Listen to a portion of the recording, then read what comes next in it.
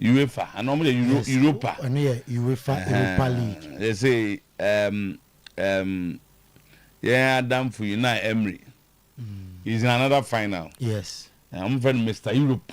Mr. Europe. And Overborn because he's likely to first time in 44 years. For Aston Villa, right? Okay. And Emery say the team hits their collective and individual best levels. Yes. Yes, okay.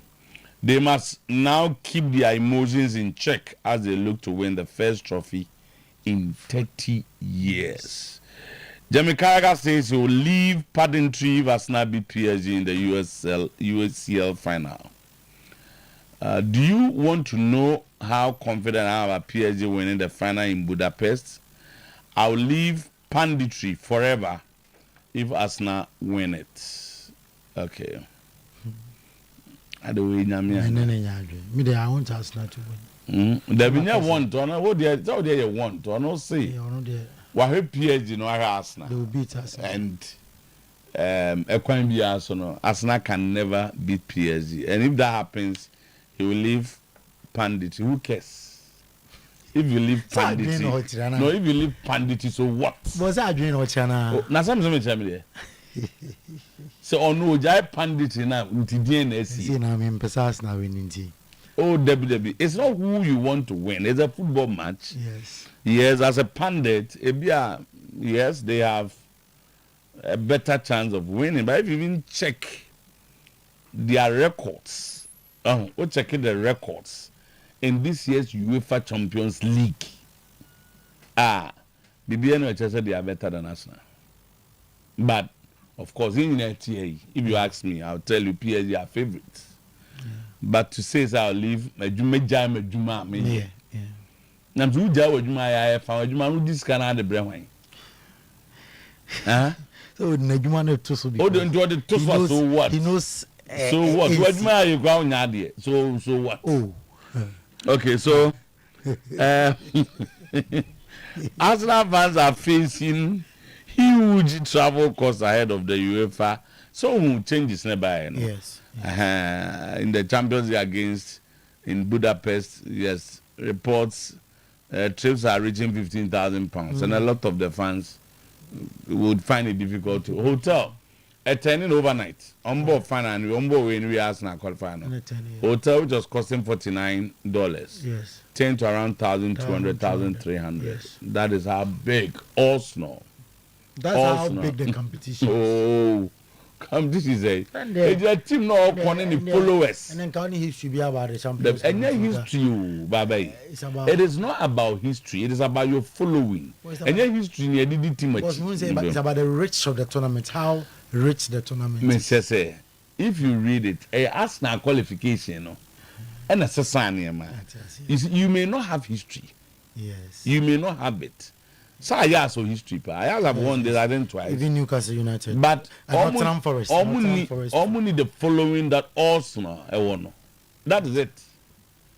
And to know history, how large, how big your followers are, the size of your followers, and that is Arsenal. Arsenal. So what I say? We are going to win the Champions League. I have not said that, and I wouldn't say that because. Yen na inim sas na akwa ni kwaze kom dru ha also mdru onkom amudidie na PSG na mu ahwan na Bayern Munich na Atletico Madrid enti Arsenal no nyen kwaze kom dru anti ba bi o madru ya akwa ye. Okay, so Hansi Flick and Deco both want to sign a goal scoring striker, but other voices at the club prefer versatile winger like Bakola. Chouameni to Fede Valverde during their fight to the look. You are one of the reasons why the dressing room's relationship with Xabi Alonso was broken. Chouameni in the case actually Fede Valverde. So what had you know had che? Yes. Wow, conconsa. And no near Tineman Baz. There's a body team blue. I know you never even training. And then also when you're the head we Lisa Valverde the Bayern say and yet the amount for and never about the release. Real Madrid, Baba the release. Real Madrid, Swakasa. Yes, there's a statement. Remember, when you say head, yes, was when issue be ni chi konkura no ye bibi oh paye chi konkura tu sese oh yeah what ni mad statement ya semba say dia oh what ni mad statement phone ko di baby okay ya mi phone okay wait there I need just a second ya semba say maybe just wait there time no one ban chama for kakra obi our Real Madrid statement advice from the doctors but our Real Madrid statement for some days konkran for some days to rest because of fatigue and stuff. So me per Real Madrid statement on what from me pambacho statement on Valverde and Valverde today okay Real Madrid oh I don't know okay or say then can say you mess with no say head Federico Valverde has suffered a traumatic brain injury. Traumatic. Oh, you can be a traumatic. Traumatic. Trauma. Yeah, well, accident and trauma unity now. Traumatic brain injury. Brain. Oh, not brain. As Real Madrid issue statement. Okay. I got TBM and Adrian. Black man. Save for football. Baba did that from. Oh, the Euro go and yes, over check to amen. So on Bochano. On Bochano, why? On Bochano to amen. As a man go bobo, I'm go coin. Says a man the jadem. That is. Yes, you so and talk about big club and to go him. Thierry Henry Cassa, one of the best players football has ever seen. I'll say it 1,000. Just give me the league. That's all I want. I don't care if Arsenal lose the Champions League final. Yes, that is a club legend. No, Kassan. Robin Van says football justice is Messi winning the World Cup, and if he hadn't won it, it would have been a missing link in the missing era. Van Persie, so another Arsenal legend, and Cassano. Okusia Kama, Manchester United for some wrong reason. Accra's goalkeeper Benjamin Asari has been called to replace Gideon Asieko for a friendly against Mexico. Okay, so 11 caps will now travel the team for the international friendly scheduled for Friday, May 22, 2026. So the question earlier on, I was asking Nana Musa, why would you not include him? Yeah, that's the question. Those for some reasons, but if he's available, why wouldn't you include him? Because there was just one match left. At the first time, the goalkeeper, the defense, the coach will see him in a match situation. Yes. Okay, it's a good one. Hamza Obeng so Kasa. David Winnie is a legal rep. Legal rep David Winnie has warned the House of Oak could face the seizure of club assets if they fail to settle debts owed the former coach Rene Heding. So they've still not paid. No. Wow. Say House of Oak. Win is if we win, we hopefully get House of Oak to pay. If we don't, they don't. Then because it is recognized by the High Court in Ghana, we simply go and seize the assets, club training ground, bank accounts. We then sell or take money to satisfy the debt due to any heading. Winnie said, "Akwanzo yobio." Or Kasahad, you know, poemanzo training. What's the ongo for me manzo training? Young apostles have requested a change of referee ahead of their game against Nations. Now, DFA yes, I be more. They will not change any referee. Timunko Bonche, young apostles, that time what Mungo say, hey, how many nations? Nations also, yeah, team by Kwame Pepper. So, I love them. I really like that team. Okay, so 9:56. Question I don't hear my many a nominee on my person, Warum Gusia. I'm on for Guso Tom tickets. Union now, the Abu or Oyerepa, and the Biso War. True Vine. Throughout the weekend, the people had. Then Sunday, we moved the tickets. There was up messages you can send you. Yeah. I didn't say no. Number na mofre also na mofre ebusan. You can buy your tickets. Yeah, true that. Yes. Oh yeah, no one say your details will be there. Say bit screenshot to card near the send. Nini na semo na moye Madrid and Tokwani. You know. on Sunday. And live band fire ready buffet, grade A buffet. And no mamma, let mammy be a branch of the mamma say, ah, now we mammy no fufu years, mamma. Wow, 1 year, 5 years, episode Pina goes the abundant. Moya Kitisiano and Anamu Pie, and ne massive yache. You enjoy life. Banner say call abundant. Na onfa nkwohwe sede ebo live band ne to anwuma mu penso no na mutiji wani na nya buffet di kama ye wi ama me do akofie no wakai se Mother's Day no na me bakwaku asare isa wode me kokwaje mani. Let your mommy enjoy what you say. Yes. You can buy your ticket we ni pa me no 500 no ma me 500 any other person 200 cedis. The tickets are here. Otiben true van ha ofa ha bi o omo front desk o Oyerepa so bi wa ha kama ka bi wa ha ne bi wa achena kwasiada no pa kwasiada we are removed there. You can also buy your ticket yes I say 2-3 o'clock na she so candy and magic drinking water baba afayen koda yenin komo Arsenal to win the Premier League or the Champions League or both, which is which Champions or zero. And then you know, so Arsenal. I was say Champions League, no. Everybody Arsenal. Okay, so you better no after you 9:15. You say Champions League, so final back home. No manja, who could be manje. Yeah, that's it. So ato. That's it. I don't pay. Omo maji 15 other than talk. Ama ba kuti kunkura. Yengo. Say na no finance. I don't pay. You the Champions League, no. On wa 15 na ya there. Enti I don't pay. Yemo special good morning.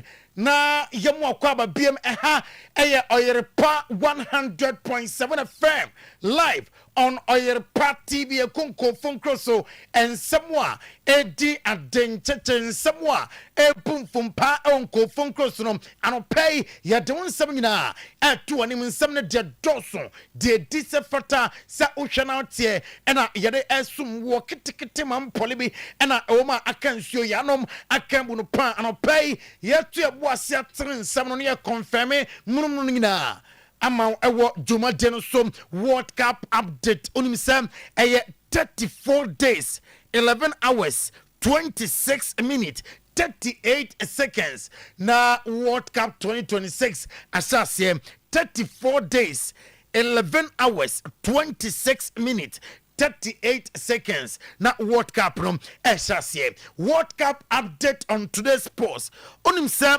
most second place finishes womwa ebasa hiyamo tournament no na omontoso mienu a omanya dodo pa Germany and answer West Germany 4 times and omom etimi aye 1990 1966 1982 and 1986 and ekoye West Germany and afa uhwemu 2002 so etimi esiye na most appearances in a World Cup all-time top player appearances no Lionel Messi and early day Argentina matches no 26 matches on himself about 5 in 2006 2010 2014 2018 2022 Etienne Wakai asset nonsom na FIFA a World Cup update inti ye dim come e FIFA ho FIFA say ni gym and say 2030 tournament no obey increase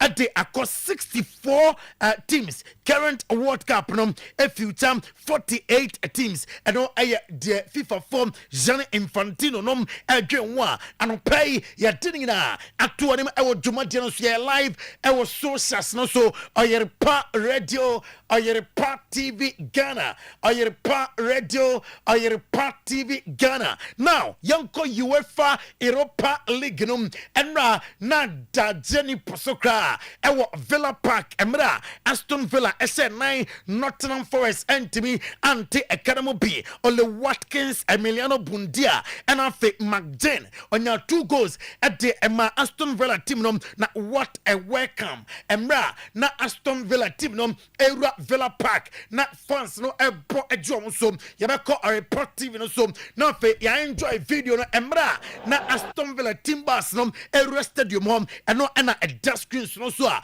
uhwe bi enano pay online Emmy on supporters nom and I say Emra na ne supporters near special or say supporters nom and na a say emerante no kutu pama omode sa ho denom echo game nom or say before the start of the second leg our Villa Park na GDS Aston Villa be osoro na mom so obi say oh Aston Villa she 4-0 against Nottingham Forest now fem to credit to Aston Villa supporters Aston Villa abusuam celebrations players after some one more qualified to the finals no one more Germany papa some video ni na at the report TV no so now Unai Emery or the two jam say I am proud of the players no kwaya one more fast so ebo no or say with ahoden with any day and of chances are e buy no so omotimi eteki say focus no abekosa ombetimi at the ultimate against Freiburg Victor Pereira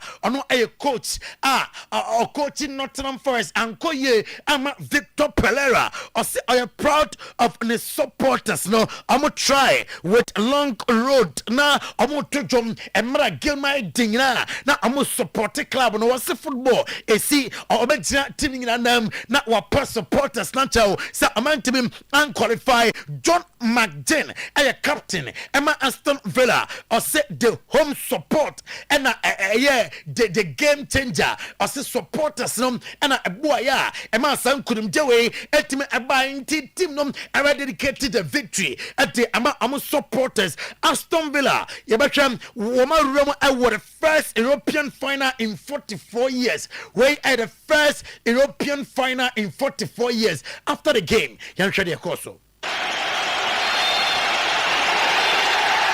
Aston Villa have got it. Istanbul will be claret and blue. It's 13 nights time. His Royal Highness applauds. Aston Villa will play the European final for the first time in 44 years. They'll play Freiburg. And back then in 1982, a caretaker manager called Tony Barton led the English champions to Rotterdam to play Bayern Munich. And surprise, surprise, it's German opposition all over again. Heroes will make that night. This current group can become heroes themselves in 2 weeks' time. What a night for Unai Emery, who leads to loud applause. And what a night it's been for the Aston Villa players. Goals for Ollie Watkins, Eddie Buendia, and 2 beauties from John McGinn. The losing coach, Victor Pereira, manager, Emma Nottingham Forest, Acheampong say after set went to Anchor finals. You know, to compete in a semi-final, to compete against this kind, against a team as Aston Villa, we need everyone in the conditions to compete. And if you look for the game, on the bench, we had 3 players on the bench because the other ones they went in the bench, but injury. If you look for our bench today, the only solutions that we had was from the first team was Bakwa, Luca, Morello. We try, but injury. Now, Ole Watkins and Emiliano Bundia Kasaye after say Amubwa na amu team edu finals of the UEFA Europa League for 44 years. And Janum na Elstropa. Oh, amazing. You know, in the first leg we were very passive. They've got some good players, and to be fair, they deserved the win. I felt in the first game, but it was always going to be difficult here for them at Villa Park. And you know, we've been looking forward to this for weeks since we played. Obviously, the performance against Tottenham, but I think everyone's mind was on this game tonight. Of course, we knew how difficult and how tough these games are. They show some character in the first leg, and we knew from the beginning we needed to start strong here with our fans, with our supporters. They were the 12th man. And I think everyone ran a lot, fight a lot. So, and then we play our football. We show the whole season how good.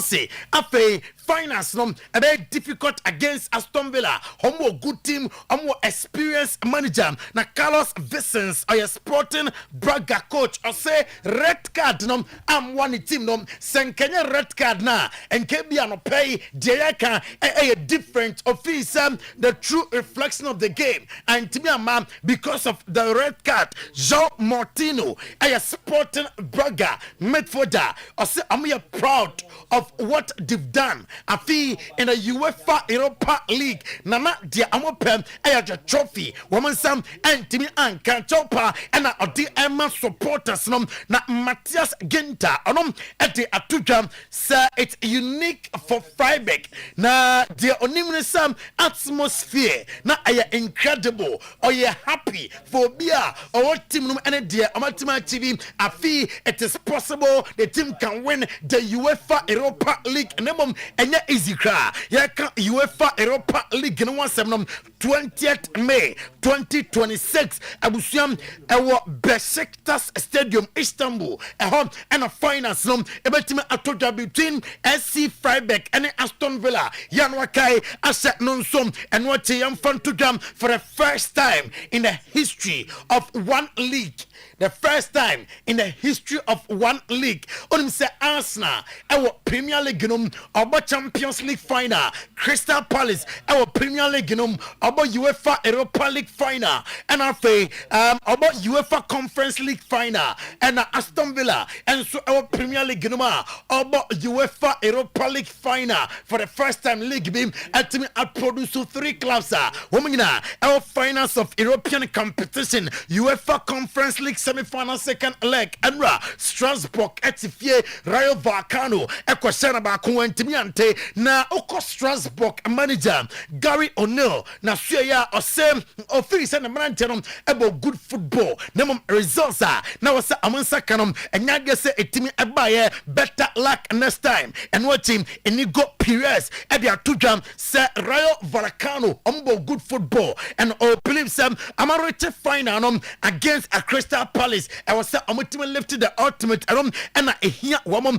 na Crystal Palace and at Transfer our Desert Park at the sector Donetsk at 2-1 a 5-2 on aggregates and a Crystal Palace and a qualifier and adapt to run a sector Donetsk woman coach or say no cranisa on timin kasa or you happy ninginamo and says bobo secra qualification when sent me and we congratulate him Crystal Palace with their performance and na Tyreek Mitchell at the Atujasem defensive performance of Crystal Palace and na a super and Orchardim's set in the finals ebetimi atuasom Oliver Glasner a Crystal Palace manager or say their odge home and it's a trophy nensa ebetimi aka Rayo Vallecano and making history and reaching their first ever European final and only their second participation in European competition. And congratulations to Rayo Vallecano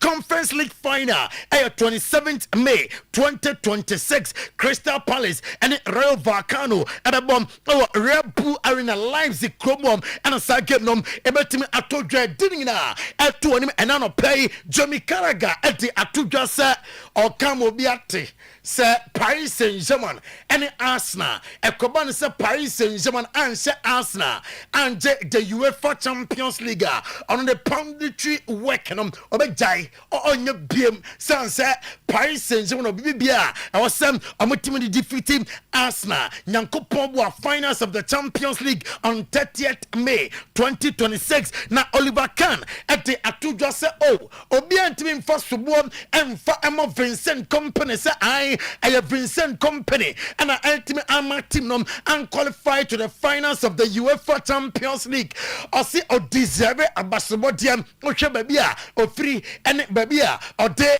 team na doom pen player or free say America cra and I was say amunya at the Emma opinion of Busanwe Mikel Arteta for 7 years and I was spending our Arsenal Vincent company and your time no said the team and also ebetimi adruhom yaba England Rio Ferdinand Ede Ninsem Atujam or say Manchester City Chelsea ebete the FA Cup. Afe Aston Villa ebete the UEFA Europa League. Crystal Palace ebete the Conference League. Oriya and I say Arsenal ebete the runners up for the Champions League. Arsenal ebete the Premier League. And you fed not the prediction. And you tipi I'm gonna play Thierry Henry at the Atujosa Anodie. They are all expert if it Mikel Arteta wa and it's Mikel Arteta and then the Mantenum ebete me at the English Premier League. I'm a Arsenal fans no the Faho Zaida Ulusu the Champions League so Ulusu I will deliver the Premier League. Emma fans no Arsenal fans no complaining. I'm facing a huge travel cost. Either the Champions League final against Paris Saint-Germain or Budapest. Now reportedly you see I reached £15,000 flight rising from £3,000 hotels and a day ticket at me across UEFA. I want supporters against unofficial tickets. Oh yeah, fun. Now Okoto take it for a Champions League. Yeah, careful. And no I am someone if you album 16,824 tickets and I'm allocated at the Amatins in Tilkota. Now why careful Roberto Di Zeppi at the Atujasa João Pahenha. Only say a canon qua nan kayaka say a permanent player. I'm a Tottenham Express team no Michael Carrick. I manager I'm a Manchester United. Wakasa for United players no and right now the Champions League supporter when you're for next you know Ochomusi. Michael, I'm just wondering how you keep the team mentally out. That might seem a silly question, but you've achieved your main objective. You could be forgiven for a lot of the players having half an eye on what's coming up in the summer. What is the messaging to the group? Pride, responsibility, playing for this great club, great supporters, really good togetherness within the group as well, and it's about improving and evolving all the time as well. So as I said over the last week or so, in terms of the Champions League, it's a step, it's a really good step. That's not the end. That's not the end at all. So we want to keep improving.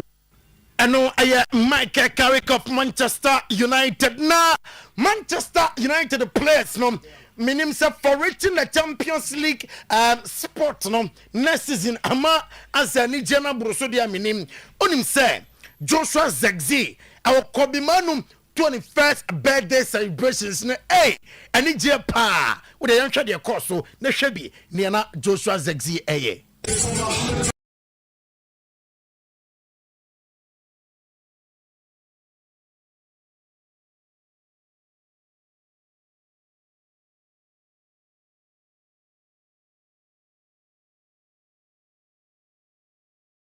someone a fee birthday party no say ebaye na Benjamin Sesko Diego Dalot Lisandro Martinez onim say Econ a concert party bi our Manchester Chrome Hall womo kobi na nya sam ketwa oda yanhwe anigye na Sesko Dalot and Lisandro Martinez Bucha womoje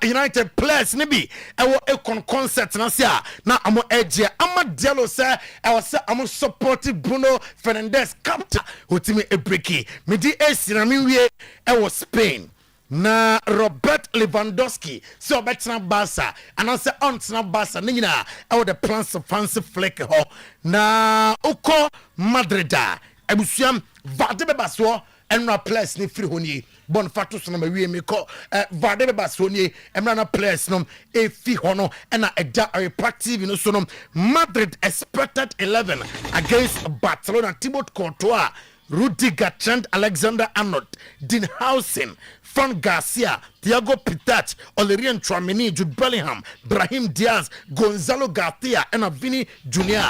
Woman Sam Enom. Now, and Tokwana is your training ground from in some way, and a Tchouameni catcher Federico Valverde.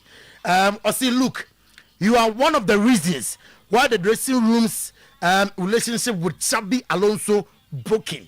Okahubi.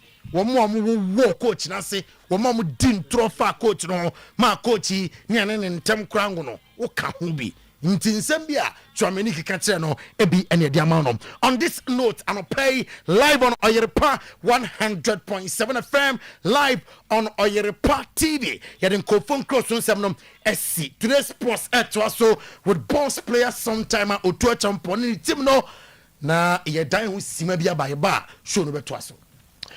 Pepsodent charcoal ekuta lemon ekuta mint zinc fluoride and afi natural charcoal odi twi a ema osini fita ema ni nya ahode eyi badodo e di free wanum charcoal white na Pepsodent charcoal mu no e polish away two stains ewia na restore o smile at the amount herbal toothpaste no e wo green tea any herbal extractor e boama gums nya ahode na ma cooling sensation yɛbɛtwi ase a ɛwɔ sɛ yɛde Pepsodent charcoal ne herbal toothpaste ɛna ɛtwi ase ɛno na ɛpapa ɛno ɛna Ghana Dental Association agyatum ɛsɛ ɛyɛ Pepsodent charcoal ne herbal toothpaste yɛmpɛ bi ɛnkɔfie na yɛmfa ɛntwi ase. Pepsodent, every smile matters. Amy Scientific Hospital ɛfrɛ sɛ fa stroke yadeɛ fa awo ho nsɛm ana yadeɛ bi atew so akya wako a ɛnkɔ no fa broma so ɛyɛ omotenete ombetu ase e de amount oba yade na ahye so ache wahwehwa uhu ye no hye fidie mai fidie no beyi na pie enu no pi e na wo ye ho a FD ajatum e ya duonu nan ye de bi be kan obenya yaresa stroke yade awo nsem chronic diseases the Amy Scientific Hospital womo e na etenete e de amount kuma se atwema tachiman kwada so fun ase kwan so e na Amy Scientific Hospital ewo enchi boga wa bibiani akra takra de tamale atebubu nkoko sunyane ho sehide biso ena hohoi eho ena abehu Amy Scientific Hospital 0277 001234 ene Amy Scientific Hospital eni enkomo bosomki community bank PLC bra usika semi betoto ama loan ahodo a opebia ne bema bi na de akodi ujuma agricultural loan child development loan social loan, bonanza loan, commercial loans, salary loans, microfinance loans, transport loans, and construction loans. Oba, yema obi na de akodi ujuma. Baby current account, savings account, construction savings, kidi account na fixed deposit. Shall say first katum na yema loan ni binefako na oho enhi hayo. Atonso agogo jachi ko fuche da hinma kokobia adwuna se bua ko atonso bokro. Aputoja magazine any abinchi market bosomki community bank PLC ubehu omo ye head office ewo kontena se Frezo 508642705 na 0322098076 kanjina naje drinking water ensu papa eye alkaline water ni pH also minerals awdo what say calcium magnesium potassium iron ewum onomu a emanipadua no enya ahoden eboabo liver kidney no akoma ehu ban e detoxify system no said e be ya acid entity ni padua ni mu na anu alkaline water na alkaline better ni padua mu a eboa e ma yade bi te se cancer ono ne tonkwanta mo be pai kanji na naje drinking water so ye no e na ye edwaman so pebi ato a Brema UGC Tafunu Road Abaru Junction Lizzie Hotel Santas Runabout Pakiki Stadium Sumankwani Junction Aston ubenya bi ato for 0241 449191 0241 449191 afi 0507379474 Apomde Eba Clinic Dr. Sam Osiani yade no glaucoma cataract syphilis long and short sightedness oba obetu ase de amount mo anino ehu ade kama na ehu ade yi Apomde Eba Clinic na edi sa adwumande amount hernia ulcer gonorrhea candidiasis waist pain ne goiter kompo o de ba omosa omo kumasi so follow soldier for kwan so Assemblies of God aso no ehwe ani mu ho na Apomde Eba Clinic o from e was 0551 098961 0551 098961 any Apomde enkasa Bash Digital Satellite emo decoders awodo a o de be football matches ni nyina bi game centers hotels guest houses restaurants individuals mobile ye mom decoder ni bi na mo de akodi mu juma ye installation ye recharge na ye packages ewo from pa ye ma 33% discount to edema individuals on beje decoder ni bi e de akom fee Abripo junction ship mu eho na bash ewo friend 0556 2877 57 0556 2877 57. Go find about tonic mojadro numbi obeda kama numbi obedi di kama numbi sorry anopa ni pedua no bete se wa hoden wa ya ho to opesa ho tonic content manum go find about tonic oyo ba ubu nsa or how pi na wachiri num go find adro ni bi be say menses ehun sem nyina edi amount vitamins awodo mo eboa emani pedua no enya hoden misie ba kolna ke ba smart ba Fred men sapidan pure leaf chemical shop about shop ewo my Ghana mu go find about tonic ebi ewo ho fresh 0244 596532 0244 596532 benya do 2 anado ani be chemo digital bar clinic kuma say amakom runabout omo eben Bank of Africa grow fine makes you grow fine. ABA Herbal Clinic, so far Tasofo Rasta, so far Brante, or see glaucoma, cataract, long and short sightedness, blurry eyes, or more draw, fagu edianim nedi, fagu sum nenum, fagu drinkum nenum, uti bino a chan of pafabuguni and co nipedianimu, a quanino entine so, na ateso wine the amount, tieni yade, saba, and a fe neba, ABA Herbal Clinic at Darumentino, ubehu and dear kama, when you know infra.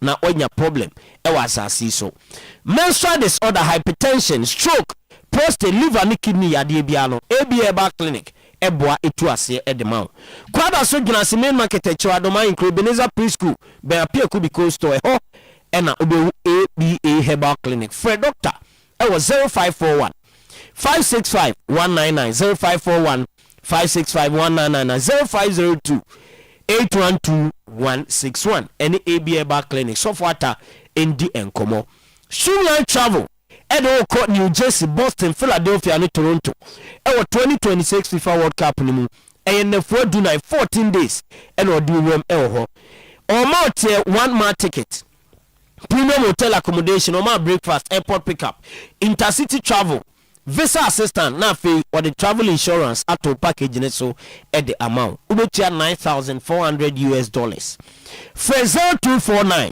313652 and a 050-963-2228 afezu 0246 668981 na one streamline travel at the enkomo na omo edo akopiem ewo eye America and Canada.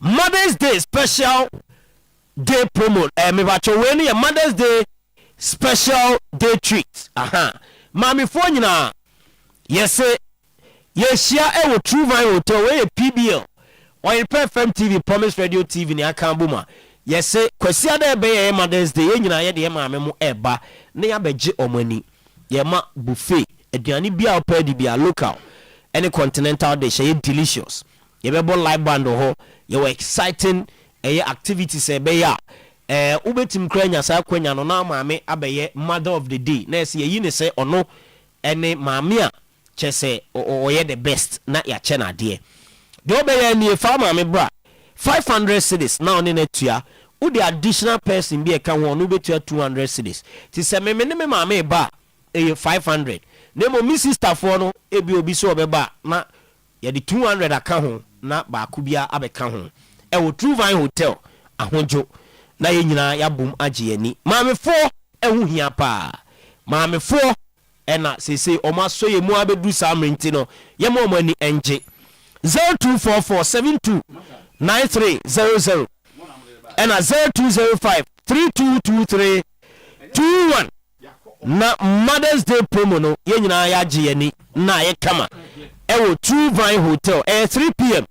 ekopim say wankasa obebre obekofie ofre numbers na enchemu bi ewom no na waba na wabeje Oyerepa FM TV Promise Radio TV ticket ni bi wa ha and afesu ko True Vine Hotel a ehoso obenya bi meche ticket no na afei onso watumi atobi na ode aba program no okay kwesiada ebe ntino ye de si and so yes number now more frebusa ho nsem no you can call the same number yes 0244 you only send your money and the number ubusema you with your details then we keep the ticket for you reservation amount yes reservation amount because bebre na say ahaba na edin tie be ba beto no ho ba bia be ba no na asan na bibi senti e wa ha ne ticket na wa e bebre ho bebre wa ha na Sunday so e wa ha after 12 o'clock and be move akọ na no bi se me musa asem yeah se solo me PBO yi ele ma me ba eno so won hihye eno en chen se PBO the PBO4 be be communicate me ka so nko for yan communicate nche okay ye communicate o ye yan ayo ba bi e nkomo enti je say who ya ticket na ahaba ya odua simple issue be am koto so no ka harim na a problem oh say 200 no so 10 na ko me deserve ticket ciao yeah deserve ticket by so that say I so ka PBO workers na onko mo person mo no problem obe identify the one na ba obeto so na yi na ba ana izo no me adi me ka sa nra o onye na so obekuma ti o school ana ye mpe o obekwa no o to ton ne ma prospectus ni nkomo bibia okay all right ye go wi ana ba fo aba juma de we dia no hye okrum ha pa na odin am nhyira mo pa na o ma mete me ma mete infanti o nti NF no Central Region abro pepeja NF no na imagine say o ma oni baby ate abra de oni mu fie oni me fie okay oni mo ma no mti fie ho mba che oni okay nti ka ma me ba ayefe na kwasi ada na o ma me na ma me abeda wo dem ba ko mu baby a wo da tinya ye be ya tre na ye be ba okay onu ma me ne wan the mommy na problem bamba do you good morning Heba Mr. I didn't that television so no say that na so local hasam na ye duro bia anopa ya nom ewia ya nom anyimra ya nom ye duro a e ba no e be boost your immune system into ende wo bati se obi se me yare basa na bi ni ho na papa because of say ye sports into obi be kasa na me nom pemu me hwe e duro be bia e se wo ma wo nom pemu no e strong ena ye program kama obi eni age obi so base ni jigumpe na nkasa mu ewe no eduro we ba ye no good morning akwaya ne ho tete duro bi a ye nananom na omo no ma na wunya wo haw ne amanie bia wo ye widie ne ye nompem no enti enne ya mekese ya package eduro ne fefefe kama na ede gu bottom fefefe enne de TV ni so no nche obehunu was good morning herbal mixture every good morning herbal center original doctor 3 days eda no yanhwa de bi ha papa because of say eduro no eba ya ye hwehwe ma ye hu say eye moja ntini ene nompem adwuma ni ntino obi o ho say menkase mu tutu menkase mawe menkase mu twetwe me nipadua na nkase wo ho no ayete say bebi a nkase hye bi obonu mekase joint no me pa cho me da sorry a me tise emu tutu emu we me pa ntino eno no dia ne maye ne a che ni so kope good morning heba me hye bi na no ampa enipa ne kope ya ono mu ye na ode adanse na ode mirika na ode abrasa fewra nti se wo hwan na wutie yin a de obaya amamini numbers na ebebe gu TV no so mpa cho oba peke de amaye efise good morning heba mesha ye numbers ye mienu pe ofran yen so emu bi obafran bi ayefa papa eduro we ba na ababo mema papa because be maybe be fran aga chen say ojonso a otese ne be memu ye ne ya ne be memu tutu no ye be kom no na eye koko ene ha ne sa no ye che ne so nkoto good morning heba mesha ne bi nompe o se me ko promise heba me nom ya kra me nom mienu pe me nom yensa pe enso mi koko na se etu na ye de aseda ma doctor 3 days number 2 obi o was me media ne dia me be ma no fon wa na e fon afa twia na e twikomu ye be hwem no o se makono no infections e duro sa me ho antome ye be kom na enya infections na e hansa na eye koko papa enkrofo mu di adanse e manyen ema ye ton ye duro na ye to ahotoso pa eye kokofo eduro a first na ba ye si koko eduro ene ho aho eduro enne amanne awrehemu ne ni da so wo nduro mu no eswate but insurance cancer for radine original doctor 3 days say fiti bra odi good morning heba mesha ba ye mi yanka sakra mani geni enkrofo na omo koko a ene omo hu mi a personally no omo fra me da maso na papa nyasam ketwa enti koko nti ena na okuntinu hu na wo tinu hu wa hu sa wo bre papa nansen wugya wo nan a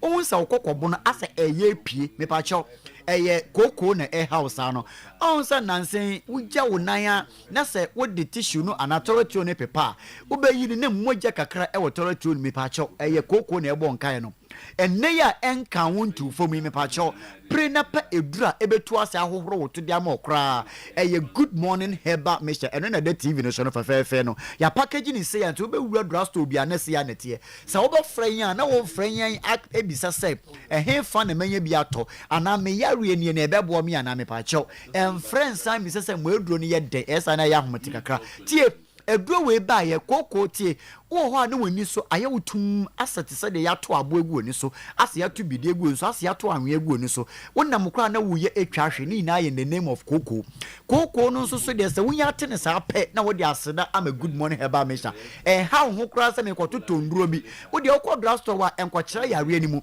okọ a wo se me pe good morning heba mesha eno ano na wa frɛ na wa kire yare ani mu e de a kire ne a kire ododo ato simple papa wonim se obi echi nkese tumi tutu no the form we are make say the form na wo hwe sports and so wo tie ubi so se me spinal cord ya me ya ubi so se me chinkase no obekom na enya spinal cord na ha no na eye koko na edina to form na chi eya ne san pa che koba ne sa nom edura ye fa ne say good morning heba mixture and na the television so no woni mi said nansen wo ho na wo na ase atatai wo ho na wo nan ye peja wo nanti a wo ti pain e wo nan ni mu nansen ma me ba ko se ni nsei otumi muo ni nsei ya te sa abofra keto a ya wo no foforo na amuo ni nsa no otumi ntini mu otini mu na ye ntitititi sa de watena condition mu a che no me pa che se koba ne sa edura sasa wo nom e ye good morning heba me che because me hunahuna wo no e ye stroke na e bo nkaye no nom good morning heba me sha wo nan no nansen ma me ba ko se ni kotodwe ye kwa akwaye no operation sika etwa ma no ya ne din afei odidimu a ya ote se ye eduro ne ye enompe entini ni mogya mu adwuma ni ntino sa na ete dia ene me konkoto nkrofo ye eduro bi hwe papa okokoto ye eduro bottle so miensa pe enumu mienu miensa na ba ko na kai no nom half no o se afei me kotodwa me de kwa kire doctor say ukoye operation wahe na de ma doctor ni gidi so on your operation se we hu pane ne ahoma bi awon nan ne ho ene o ka chansa menum good morning heba mesha nkrofo bi eduro ene sa doctor no wa ye so agent e de ama ye eduro no enti sa wo hwa me a entinase ma kotodwomu yare enompem haw mogemu haw anase ntini mu yaw emfa wonko owuo mu enti ba ma bi frɛ yos mo aduro nansen na me ne me yiri hia me bra pa wo mpaso nanso nansen me ya mu nduro bi no ya ne de se mitumi ye adwuma wo mpaso kama wo ye ba ma na wutie mi amesraw emo obi mfa sesen na wo nan emo obi mfa chenchina na na wo abo a me mpese me bodin wa ha mesraw ento nantwi ento fie na kobrane enwe nantwi ne emma mesraw bra wo ya wo ya anase ya kan abra ya kan say wontumi emmo adwuma wo mpa so eye be na medie bu no enti nunum good morning herbal mixture tie good morning herbal mixture etumi sane pompi moja no ede ma intini no mentini sori gina so kama enti papa woni mi say enkrofo e wo stroke kura ta atumi fra yen say mo aduro no nansen na mensa na da me ho boko mentumi mpagya mensa stroke no yete mete say badama no achia me nan twifom nanso me nunu munduro no ewuwura ntini ni mu manda mensei metumi pagya ne kakra ekobasa na ya dance die na aye nhira na ede amayen ebre ni so e wo ha enti ya ba de wo sa wo ya ne say wo picking numbers no na wo bi say yen say bacho me so me yare ni eduro no bebo me ana e so simple ana me so me yare ni manum eduro ni bi na me num bi nka wana e so simple good morning herbal mixture wo ya driver ni wo tinasi ani ma wo de ya hwe ada wan kwantam kra na nya ba ya homache 4 e na de wo so na de man sori ntam na homache 4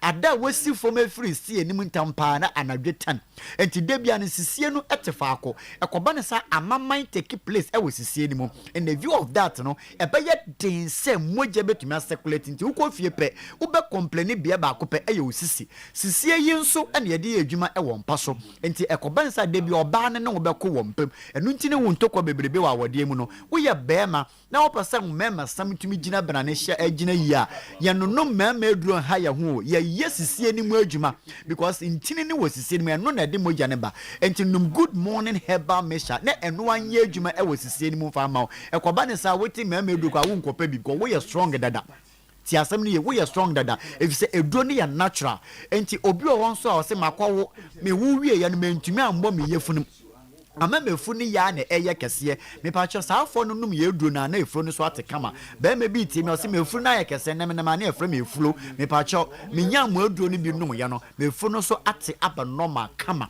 enti ye di si no obi hwa me de o ke ina ne se me bu mi sa 2 days na etwa aya na me tabi sasa sa na tie dia 5 days na aka na aya na he na ekọ me pacho dwene ho so obu nse na ama 5 days mpo na ko be 2 days a de aka ne wo he me pacho yare obi si me bebu mi sa 2 days to me menstrual time no me ndidi me chine kom because my yase ba we me saa me tumi ndidi saa fo ne te ye duro nka mo ko no bi na etu atwa enti ye di wie no wo ba fra yen na ye di nkomo e wo off air na wa kire yen se me wo ha na he na menye bi ato e ye simple enti onipa on pay aduane e wo fie na eduro e good morning heba me champa che wo de wo serve wuku na so wo ndi an ha no ko pe good morning heba me che fa be si ne fie oba manonro ne ho onware owi adi kan ma ne good morning heba me che ne bi nom emfa aduane ntata no ma nentena se be ye 10 minutes ono aba first me yere fa aduane ne bra me no obedi ama wankasa wo hu say yes me kunu edidi wo oba ne so na wo mpa aduane a ma good morning heba me che enye wunsuo nom na no pa wie ne enyimre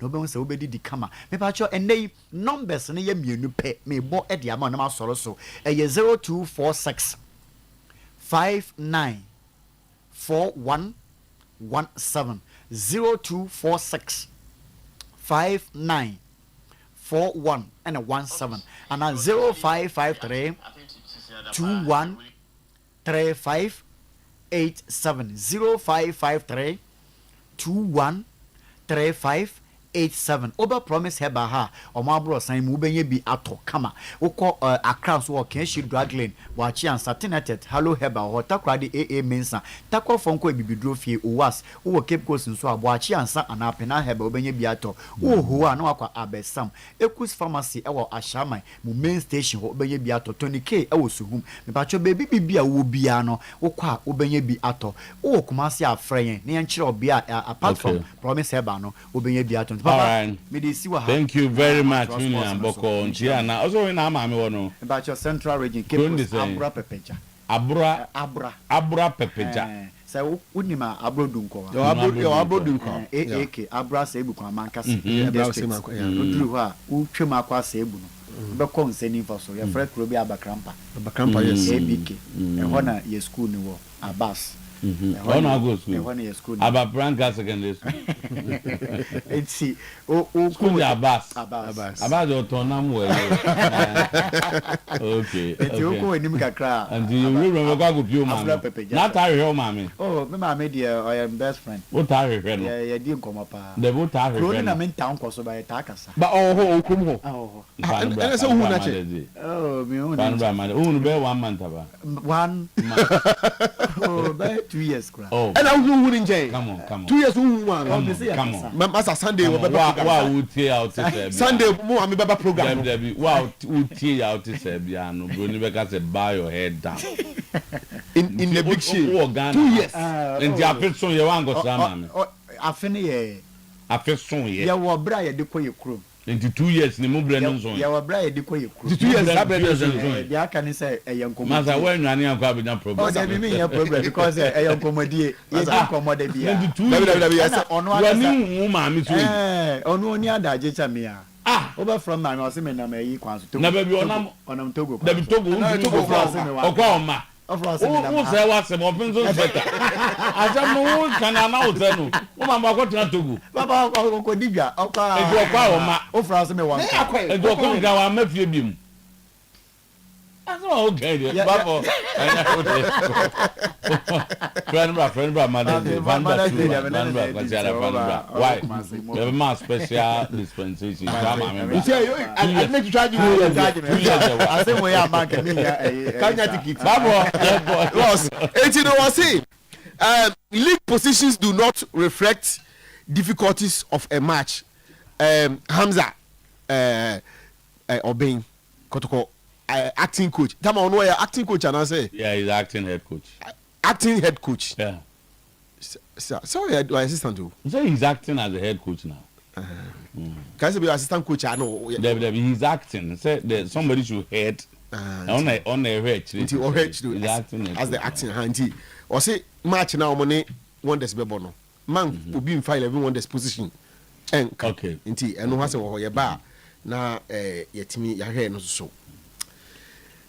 Why appoint a Kumasi-based referee when we are competing with them to avoid relegation? Young Apostles right to the FA. Tama, Sheila Kanu home. Almost say Kumasi based referee power be di omni nations match in there. Omonti asenti no so ho no mo a ye betimi enten. After a crucial board meeting yesterday, House of Folk to go to Temakot today. Tama the details never ba. Na very interesting. Meeting na am go Tema. Am be ko Temakot ho ni. Omo go sue obi ara. Omo so omo ne rene hindink. Issue na meeting no nyemi na also am go Tema. Omo to am go court na. Case no nanu Tuesday omo ko di ye. Rene hindink mum anti has plenum de koyer na has nka enko nyimra fie na emeka o man ti ase e na e ma o ye meeting na nra no nti fall out of the meeting they say na o mko court ho no mo nti ye wo details no ho a na eno so no ye no so ye de eno so etimi aba tama asembi eboboba na clubs na Ghana had new masum. But Gaka membership no constitute Premier Division 1 and Division 2. Division 2. Oh okay, and Division Premier for Division 1, Division 2 for no. Or munyo masum kakra. Na information ya peke no. Din kakra. But say Gaka mse kwa wa mu work dada. Ma nya adwuma. Ka so bi aye adwuma ni afo adwuma. Me nya adwuma ho. I me now we are executive member. Division 1 with the executive council. And I say na ikra no you betima ka say we Gaka member. Oh, say nipa bi anya Gaka member e clubs no. A Ghana League Clubs Association. So no individual is a member. You are a member because we are a club and say Emma said Nana Penka protocol eyi ne say ono na enko represent omo Gaka ana protocol e committee on say boy design akuto ana say any other person there onkwa so protocol na Gaka member. Oh, okay. But no individual is a member. So what I say? But I want to the impending for. Oh, say, nipa ne be. Tama, ho na asem ne wo no. Information e pick no tell Tama. O say season ne be ko na wie.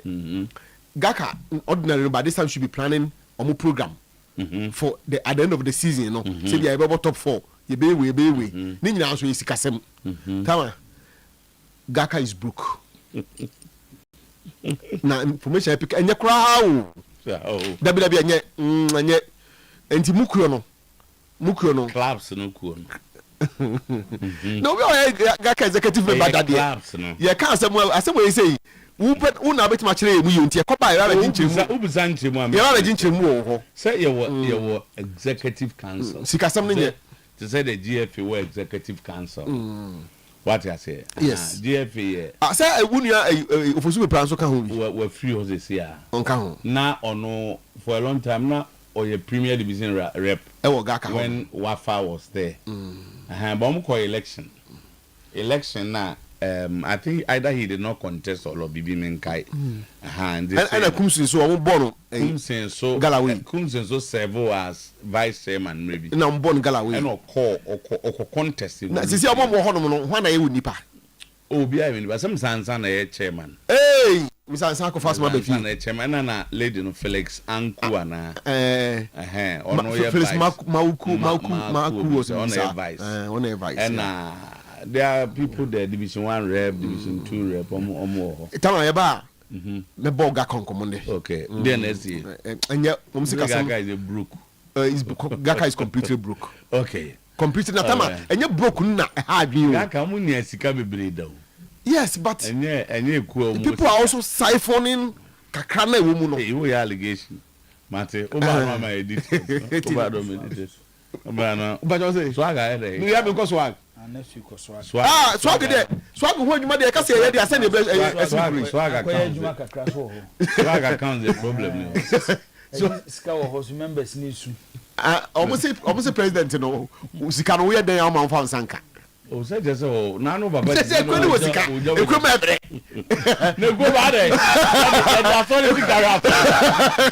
Ekwe sika kwe ma ebre. So kwa nya akunya na sika da so le. Da we yankoto. Yes, yam kwaji correction. Now say what for issues to do raise here. Swag there swag accounts also serve as swag as them. Swag the problem ni account. Enye sika no se be obi adi o. na sika da ho na kure me bre said yeah swag fie nyina wa you that's my idea no that's all nyina ho asoma ye kan say akonya wotimi na akonya yebu yes ye pe kunya fufura ye be ni ye instead say be tono president is ye ye yango je ntoboa dey fa beto abo cover swag and that's why the board no so e back I saw next week ye be come because my start me the choice and next week ye be swag so mama ye be very necessary and important ye kwa kubuse account no na emu ayedin say obi die emu ayedin ondo oni bi na obusu obi na ho kire no ebi ase ko me who sika dia come dey massa members be 5 go US what I say omo man go bi no na so mo di dus yeah omo di dus a dus etua they say me dey kai ade azo di be ye ono azo wa penia wa fa me na me say jai man one of them the members is in good this can be a center so I'm say in good this can say o bada enokwe no no be be say agi ani na scan da hono mo say no mo de be dey me ntirima ntirima hono mo na ye ntirima JSS platform lighthouse platform so and say wo ana ayi the occupy esika financial you are the buy no say esi ehia na ye party am for ya against it na am say scanner da ho na ye dey ye di dan ntirima ntirima bu ya hwan muni mu ntirima na ye ntirima ye wu ko mo meba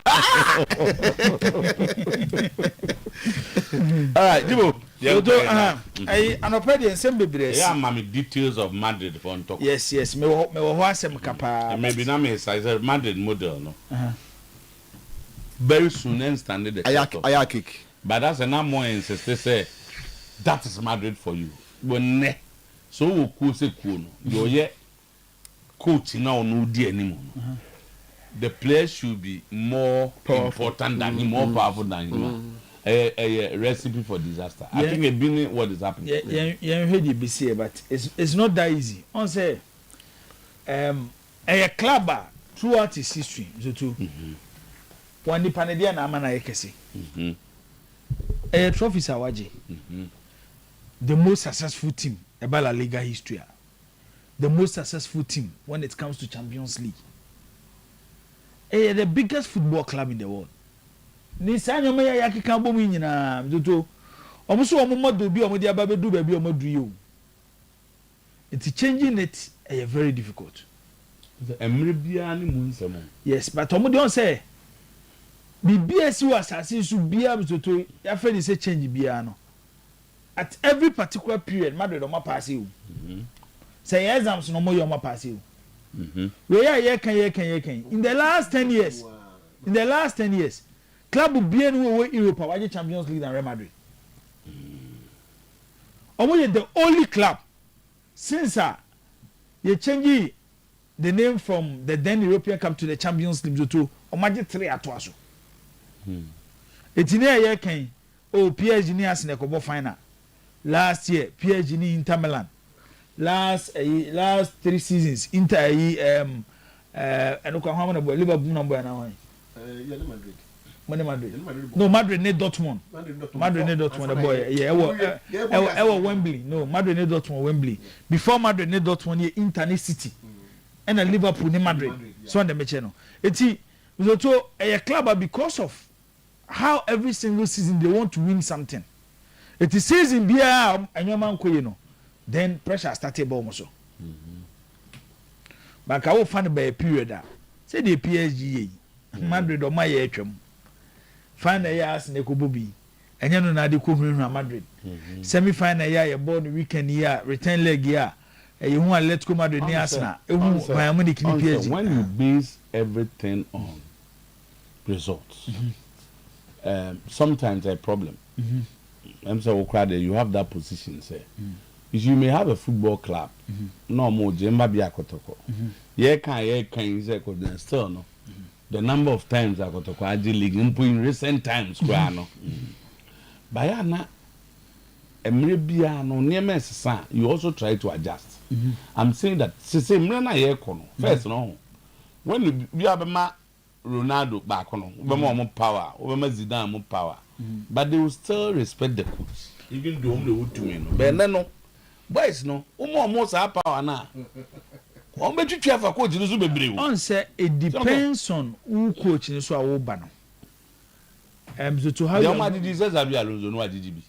The Omadi, what did be? Alonso be coaching Madrid. Oh, but to on say as a stir. Problem on the Sunday back who can say, oh, Nama Alonso. On say leadership in so many forms. Obi or habs to Okotono. Now only dealer. Ebi a ocean style. How do I deal with this person to get results I mepe?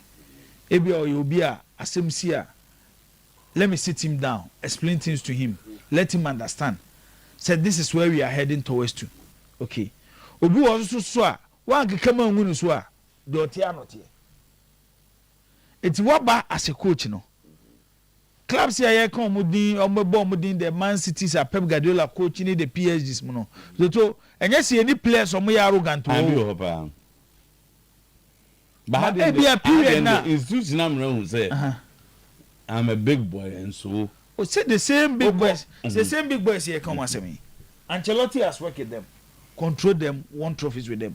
Zidane no move be Juma, control them, won trophies for them. Ejina how you relate with them. And the most important. You will be so high in this Ancelotti. No matter the power that is given to you as a player, then I bet Zidane, then I bet Baby, Xabi Alonso no. You know, you know, the Pekrebi are giving Puchen. But you could use the Tomaco. To say Rafa Benitez. Time of Real Madrid, he was a Champions League winner. Only reason why? Because the confrontation with Cristiano Ronaldo. To say you say Mourinho. Say Mourinho was a big boy. Waji Champions League too. That particular period was it too. Ode Mourinho better to Ancelotti more. But he went to Real Madrid. To how to even relate with the players and get the best out of the players be a problem.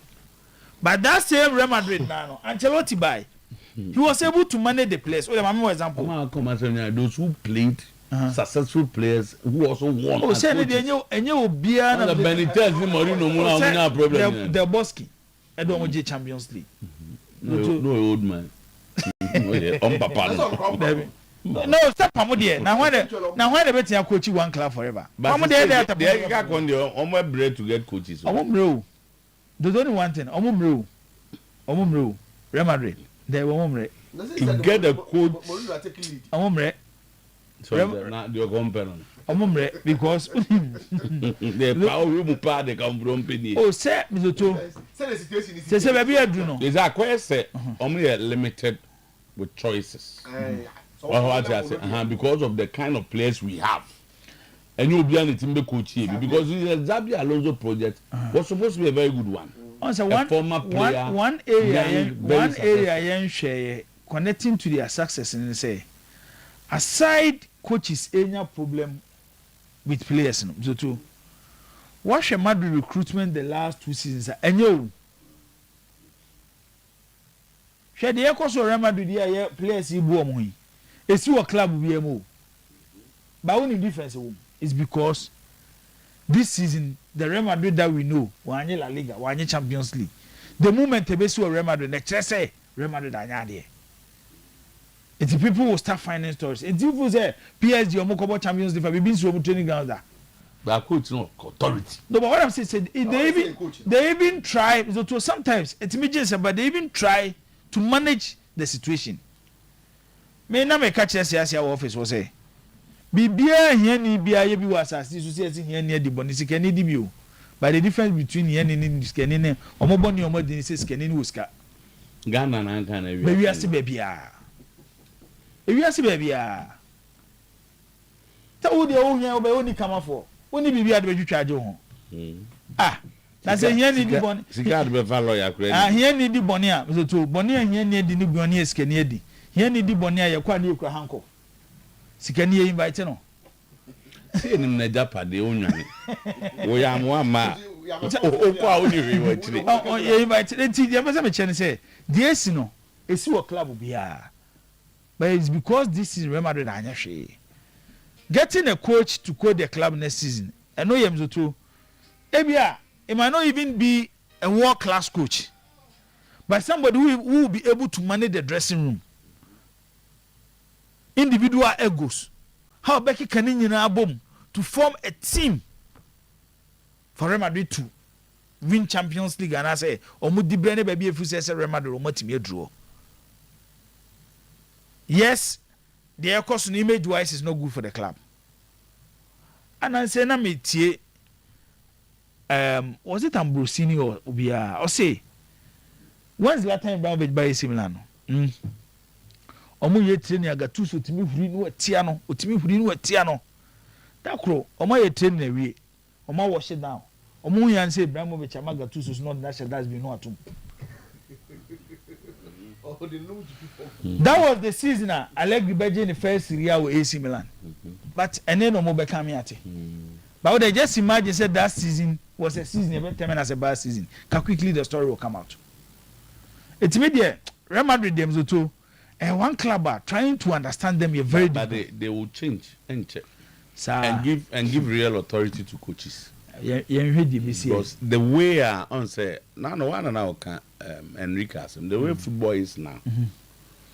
So we tactics and strategies ni film say emfa raw talent ma a bedding and raw talent no almost they can decide not to fall back and defend and then man as when Real Madrid last Champions League near the winning here say it was more of almost any the understanding of situation than Sena they were far better than others. Sena make us say on say yet here ready do too.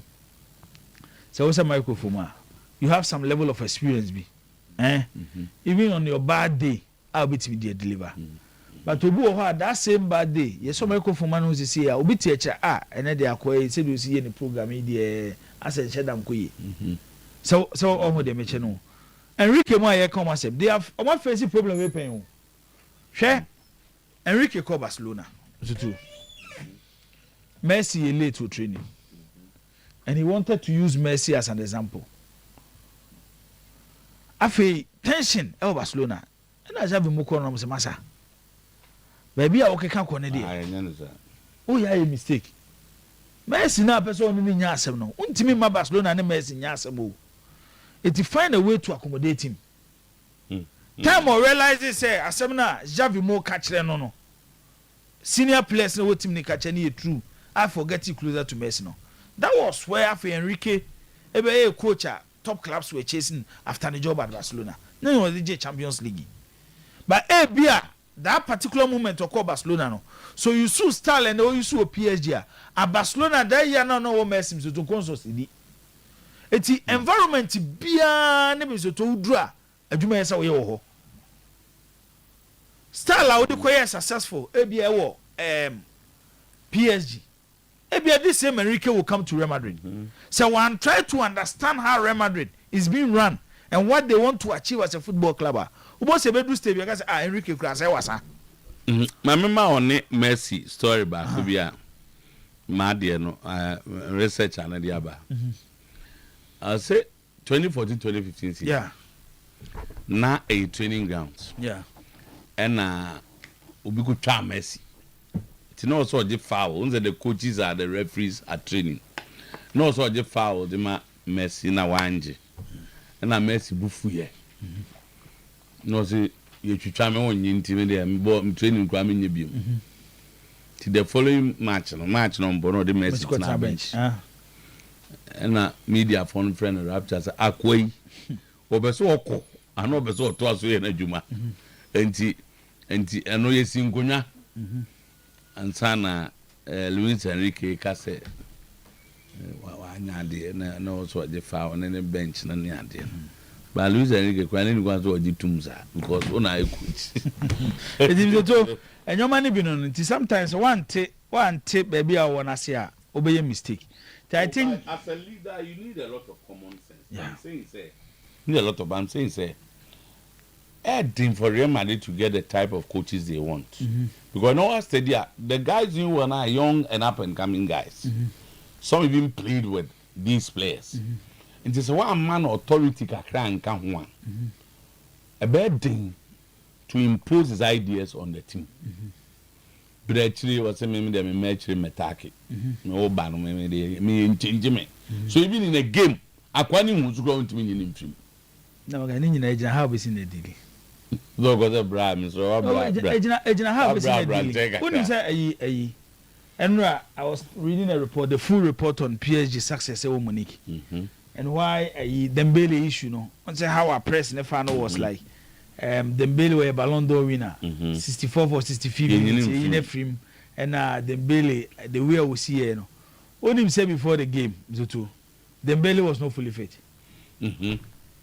Okay. Dembele was not fully fit. And he was aware say he cannot play till the end of the game. So one in can say you. And he was aware say Saturday and the day. And yes, you know. Oh wait here, you know. And I said Dembele, Zoto, Enrique stretching it this season. At a point where Jay Ballon d'Or no fool say he has become the big boy of the team no. Enrique and Chiama no. Also at PSG there you have the support of the board. I don't American say. But at Real Madrid there, Zoto, who manage players ne ego no. Now we make sure say escalating my board the name because they are to Real Madrid mono their expenditure and the size of the club. Omo yesika o. They need these big boys sell their images to raise more money because we coach na oba no. So to oversee it. I think they will, but I think they have to look at. But Oshe, baby and Tokwane Kakona, the Vinicius Mbappe issue, no. The Vinicius Mbappe issue. Said the French boys, and I said the European boys against the South Americans. I don't know how far you are winning now, Baby Real Madrid, but for no South America for no so much Bibinian holding for this fight. And I remember the Aquano Boa over whilst Real Madrid the club up to two Omukreti Avenue for South American players no. Mostly Real Madrid Mimi who Real Madrid pano.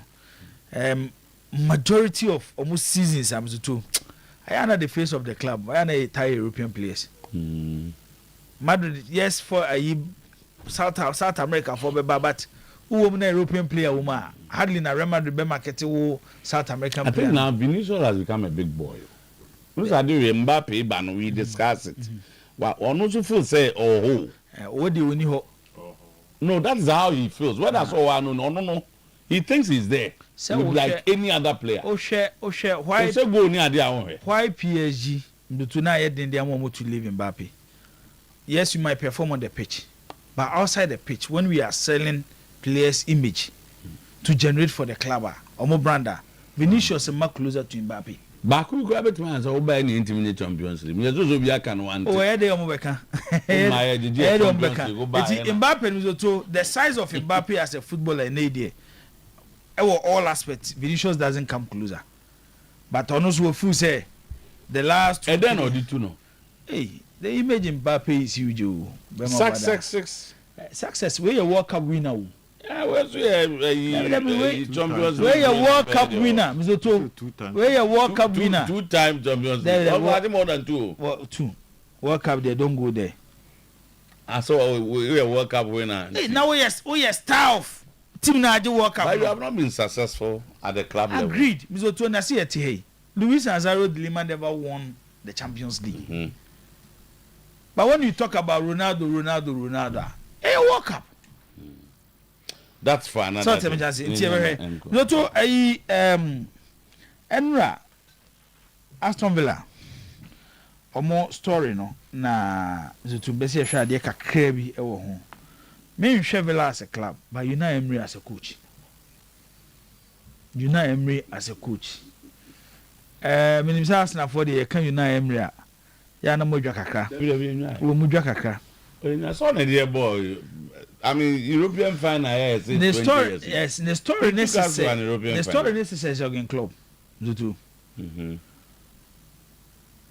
no a footballer but on the carry anthem at Luca na Spanish third division almost the 30 year e was Spain Uprai then the president of the club Upren offered the job as a coach because then normal or more as a coach took over the club to that season qualified to the second B. Then Ofio Equal Ameria Ameria no more Secunda B. Or 4 man or do qualify into the Liga. The first time in the history of Ameria as a football club. So Mobile boss Spanish La Liga. From Ameria to Valencia. Oba Valencia, 3 seasons of spending or honor. The obvious 2, Real Madrid and Barcelona. Kwana ya de channel. From there, move to Russia.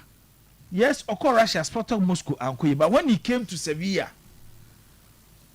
Orini Europa Cup 3 times for Sevilla.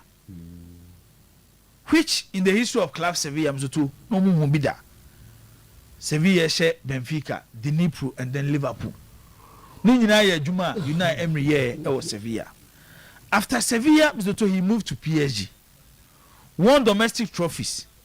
But on Champions League night, he been the Barcelona for the that come back now. The following season, the Real Madrid then came to Arsenal. When you say Arsenal, this special record me. Okay, I say 11 games. That was one in win here. 22 games. I'm to one lose be. Or the Arsenal Kobo Europa League. Emma Chelsea share Arsenal in the final. What you see in China? Return of Befa Villa job no. Obe form them to Omoyako relegation no. I'm say a season or 2 before Navia FA Championship of Premier League. Or take over from Steven Gerrard. Or fair Jumano to first, second season they were in the Champions League.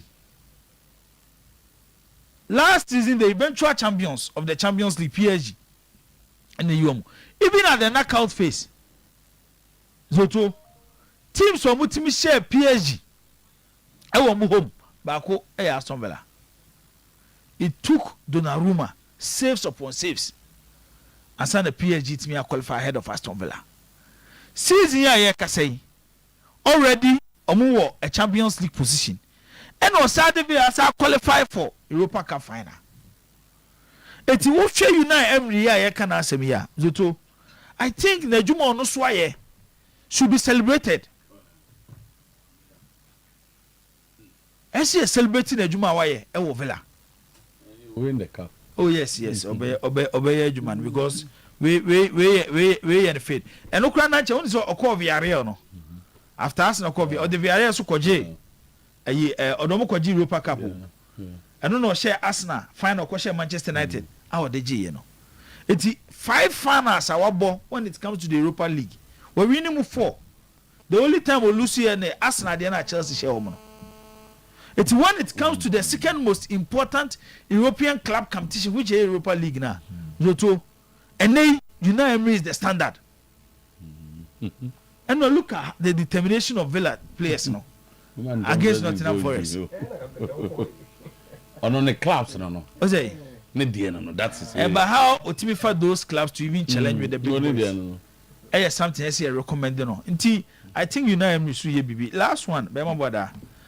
I said this Arsenal PSG final no I didn't say bebre na baba na the same time for start the Arsenal 11 and the PSG 11 na how many players in the Arsenal team will start in the PSG team? How many players? How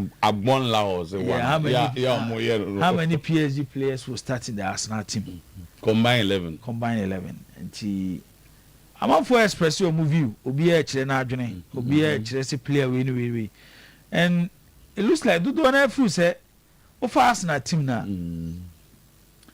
As a player back up anybody start to PSG. Do no na e kasa. Na do na out here. Na player almost be start a goalkeeper Raya. So no any ni po betimi start. E wo ye PSG team nim. Ate. Ebre bia ni Mr. to di wom. So tell me chana say ebre bia ni di wom.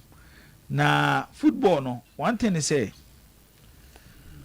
the way ni maybe atwam no zutu ti eduru ne ya na manfo ntankai ti yen ko ka de oye na kina ye ka de waye ni ne ya si ya ti ya ye ka say football is so funny say and e wudu paria zutu hwe club a name abo club a Messi abo club and Mbappe, club as Zlatan Ibrahimovic. These are superstars. She plays almost celebrate home.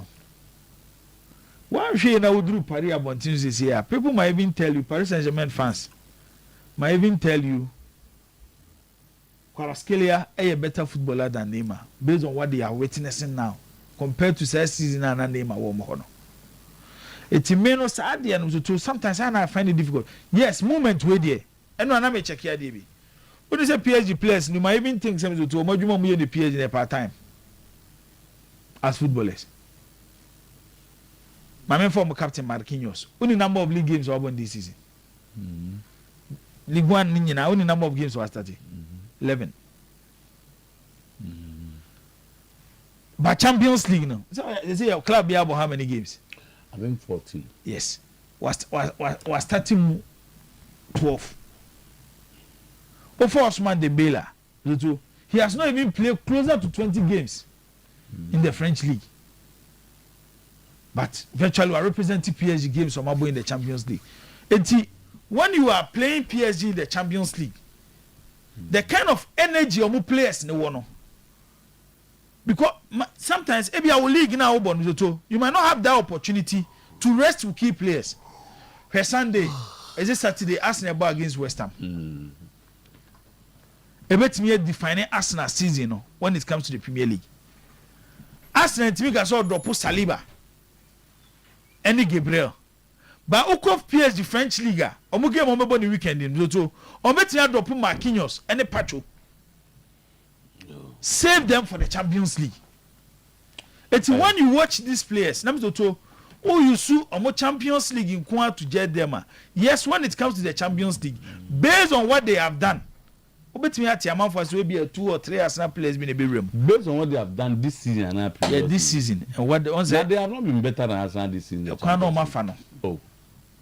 A quantity go for your fail. A quantity a quine bear. A quantity and that's one doesn't quine. A quantity who the match is on boy during the first part of it. Say no deal. But Yabana cow stage now. What if it seems on my Arsenal played Inter. Arsenal play Atletico Madrid. I probably Bayern Munich.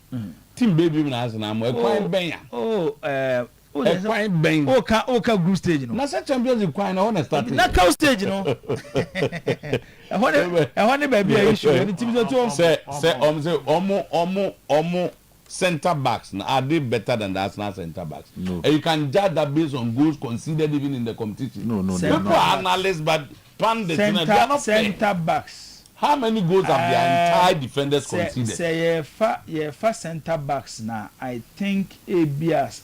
Say the young form let's not choose by position of mobile. ABA Saliba never partner Marquinhos. Maybe Marquinhos to a league now. And this season where maybe a previous season. No, Marquinhos there. I'm saying this season, both in the Champions League and in the league, whoever. Marquinhos has not been better than Gabriel. Marquinhos. Season, on say Anayewe and Crawford skill set. On say Aquano Onimbo no bo. But say that this season we look at you. At the heart of your defense, your interceptions as a defender. You jina a certain period be to judge. Champions League in Kwan. They won till today. Marquinhos. Danger. Marquinhos. Agora house ni pa ba ko pe ni. Ose Raya san. Marquinhos. Ebi ebo Marquinhos ni Saliba. Omo no pe ne be wuro. Omo me ne bebo center back no. Marquinhos ni Saliba. So full backs ni there. I think they will move ahead of us now. Hakimi yes say o de Ogawatra one. Say busy one. Ogawatra when you 2. And you see a come for 3. The Arsenal also playing a for 3 against PSG me for 3. I think Abeye Vitinha, Declan Rice and Pedro Neves. That will be the me for 3. And the front 3 there. When I'm say problem no one. Problem there no because Saka walk straight into the team. As the Saka will walk straight into the team. Ahead of Desire Joe. One minute. Jibo. Desire Joe Babukayo Saka. Yeah. Nobody guys. Desire Joe Babukayo Saka. Yes. There then say Agbala onya 1 onya 3 yepe. Onya 5. Agbala onya 1. Na onya 3. Train dem who deserve. Hati. There Saka obon Desire Joe no obelezi ni butumbu. One of the boot. The boot no. And then Saka. I don't know. Now then I deserve to do it. He's a Champions League winner. And last season he was adjudged the best young player in the Champions League. Saka Onyebida. Saka the Premier League young player. Yes, a Champions League. And them so do Champions League. Saka the Premier League. No, 11-16. At this point, you are choosing Desire to over Bukayo Saka. Yes. Yeah. Now Bob Jibo. Yes. Bukayo Saka. 11-16. Some crown abakran kama Madueke na enye consistent. Kasen no starting a ball no. And got twice our projection so. Mtie me say. Send your starting a ball. Once ma bekeni anafin abebo atem. Senka or twice so sa. Ball started with. Over twice so anas yenko atem. Married in common air. Yes na. Now final no come see deserve to draw. We the final they won't deserve. Adana be draw no mbe. I won't deserve. Final they won't deserve. The last 3 years. Arsenal is on top of the English Premier League. They are on top of the English Premier League. And they've been on top over 200 days. To be on top of the Premier League over 200 days. We see PSG and Chelsea World Club one finance. Yeah, no me. Oh. So my brother. Sena coach assessor. Them sena coach assessor. If Maresca was around, the conversation would have been different. People, PSG is a good team, but Arsenal deserve every bit of respect. So too. Man City na AAC and our World Champions League na nko concede 6 goals and nko aba be drew final ya and our Bobo Liverpool man Quebec as a Man City omun deserve and nko that top of the Premier League over 200 days and Kebedi nkoma yedi. Look at the key injuries Arsenal nya. Bukayo Saka no akọ Tranchain, Calafiori no abako, Timber no abako, Odegaard no epra kwa aba. Mr. Otuo. Mikel Moreno is a key asset.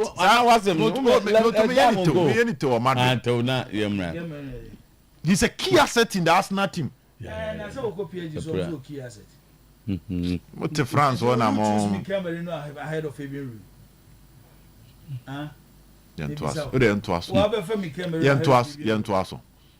when certain players get certain systems with certain profiler, common be different. National team got net bench. National team Miguel Moreno check them this season, last season. Miguel Moreno bench be Spain, check their last games. He's always starting and scoring. He has scored more goals than him. WWE supposed say the national team. People respect Arsenal for Miguel is a starter. The coach has been making anymore. You will come under. They come under. You will not go and stand Mikel Moreno ahead of. They say they are bought down. Their last match. They say they are dead. This one, Mikel Moreno were pressing January. And I'm refusing January before so be planning the national team there. On the ball. But married in common is very interesting. Now it all comes back to one thing. They need somebody with much ego than all the players, and somebody that they will give him the necessary support to stop whatever that is happening. But okay, part time I'm married for you Ancelotti nyade and young uncle, your cofa tactician abano. The biana me kasa asem chemo say, eduma na eda Madrid no, enya tactician na same bibiri sa how. Because the time Kylian Mbappe by Madrid no. The Madrid players, majority, and who say he's the savior that is going to take them to the next level. So how do we own? Whenever you are introducing a big fish into a system, so the big fish be bad system. Now say obo that no feel big no. Omo acknowledge the importance of the new fish na eba no. Where they see him as the last piece that will take them to the glory lander, there will be conflict. Madrid had won the Champions League and another Mr. Otuo the Spanish La Liga. Or match double before Kylian Mbappe. They were fine. Check us out Champions League no. Almost a Bayern, almost a Dortmund. Hey, don't Dortmund final no.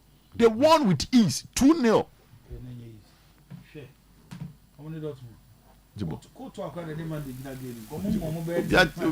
was Abono. It was Dandel. Madrid could have scored. Once a Madrid first star now, no more Bonnie say they allow you to attack them. But their goalkeeper was man of the match. Granted, but they allow you to attack them. You fought directly into the. No, I dare go keep a yaman. You other than born and saying, who is a castle, obi system afar. Nay, they were control. What passing the there are certain teams that their system near say they want you to attack them, to fall into their trap for them to score you. Into a yes, I did not know they were practicing and I don't want to Mamano. What I let go my the share Barcelona 2-0. Basa for no koto Atletico for system. It was a game that the Barcelona had control. In fact, the goalkeeper of Atletico was tested. But the Atletico for the pen and Alberto moment easy moment. When you force somebody to switch to plan B before the person can win, and your friend stretch. So it's also if my plan A is to defend, my purpose I'm going to put my body on the line. My goalkeeper is aware that shots in the so. And to say over Tommy plan A. Now I'm forcing me to switch to plan B to win. I've won with ease because they are the buy. No. So the Madrid team was okay before Kylian Mbappe. Now Mbappe comes in. They needed somebody that can fix the dressing room, and that was Ancelotti. Madrid lack leadership. People say they not make catch up. Federico Valverde no a captain and on the kontoka. Se Carvajal ni on the kontoka ya bono. Nti one ever be show leadership e dressing room. He is the leader. As a son can kwalane ya na ono abema ba betion say hey munjai ni there's something bigger for us. Madrid is going to play Barcelona this weekend. Madrid is going trophyless. One of the things they can do to calm down the heart of their supporters so Barcelona. No, I extended time at Barcelona for celebration for the Spanish La Liga and Beba. And no more kontokano. It's a funny story. They need a big man. A big man that will give him the power. Okay. No, told me who do a Manchester City when Pep Guardiola buy. Na Man City will nipa bear phobia no me big boys. Joe Hart, Vincent Kompany, Yaya Toure, Sergio Kun Aguero.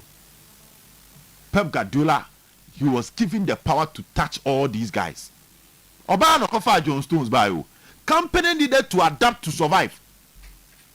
Seka company rough and called the metra bench. Oba no ma Joe Hart ko Yaya Toure went to the bench straight.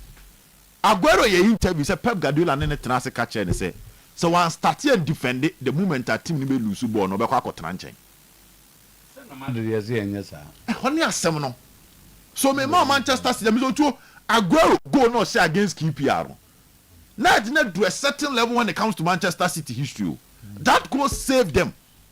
Ofia let's go Madrid by in the first game against Swansea City, we free bench about 2 goals. Aguero was a hero. Joe Hart had run to the Manchester City Academy. About the Cologne, Akofashe giving aba. And of course Birmingham. Excellent performance at City for Madi by. And Obeje 4 times Golden Globes for Manchester City. He is the English #1 keeper. Do you know how big such a person is based on the Manchester City culture? Pep Guardiola didn't say can. City could fire Toure by. I'm on a free role for him to operate like an attacking midfielder the way he wants. At the point there was a season Toure had double digits in assists and goals. He was Manchester City's top scorer. Pep Guardiola didn't say can. And on fan and keke, they will give him money to go for the OPE. And backfire, they will still support him. And that is why Manchester City will be Biomono. And that is why Pep Guardiola have stayed more years at Manchester City.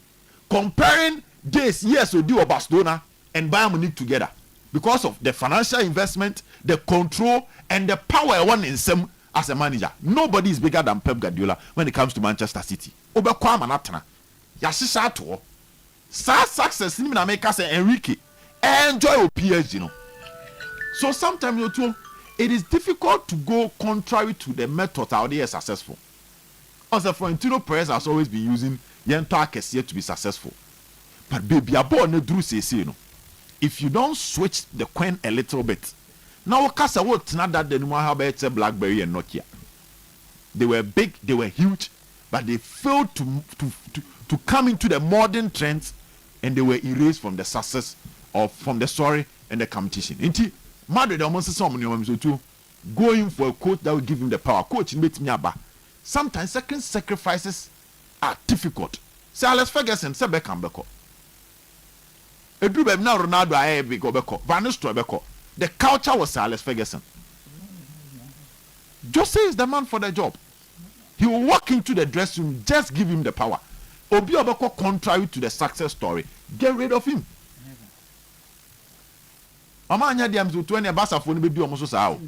Barca has a system where nobody is bigger than the system. So do you want to be like this? Barca our system where the players are not bigger than the system.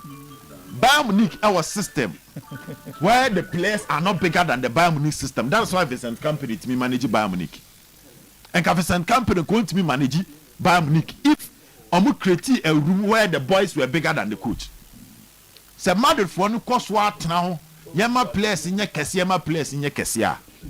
They will not get the right man to lead them. The moment the coach is no longer the leader, that is the end of the game. Into Salah ne slot. Salah is leaving, slot is staying. That is the slot. In certain clubs, in certain clubs, they would have still appreciated Salah. And I make and say, "Mad romance, son." Not what I'm coming to say. Not Salah from Salah from no. And yet Team Kejao. What achieve be a club? What I say, and he can still do something. The Premier League club, but then I see. Mama Neko. And to come on and say, Madrid no cost wise or twice a day now. Getting a coach, especially Erani, he's the man for the job. Okay. A bully needs a bigger bully. Okay. And he will manage them, especially when they give him the power.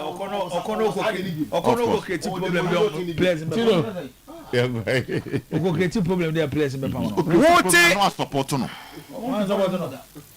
the problem 24 African Athletic Championship no what here Africa say we trade e brother ben e brother sam na make a brother e kwesi di kwesi da abakosem kasie e mane mpa ho da bira da metaka da bia so bodam ni bisi ya na entai NC ntimene wo a me modem na mako University of Ghana Sports Complex e brother e di animi e kosi ne ni kwesi da ene e bo modem ni aka wo say e 24 African Athletics Championship 2026 and ever so akuku damabe she omono eye Bitri Chebet, Faith Kapiegon, Toby Amusan, Colin Fabinashipi, and ye Joseph Fabule, Akani Simbeni, Omudoso, Mobabeka Benjamin Azamati, Abdul Rashid Saminu, Omina home, Yani Akao say, Ube Philip Speed Nikakra, the power, the pride, Ninano, Ebekegu, Ewa Legon, University of Ghana, Montaigne, Eso, and Unti Bomadim, Nakai say, powered by Ministry of Ghana,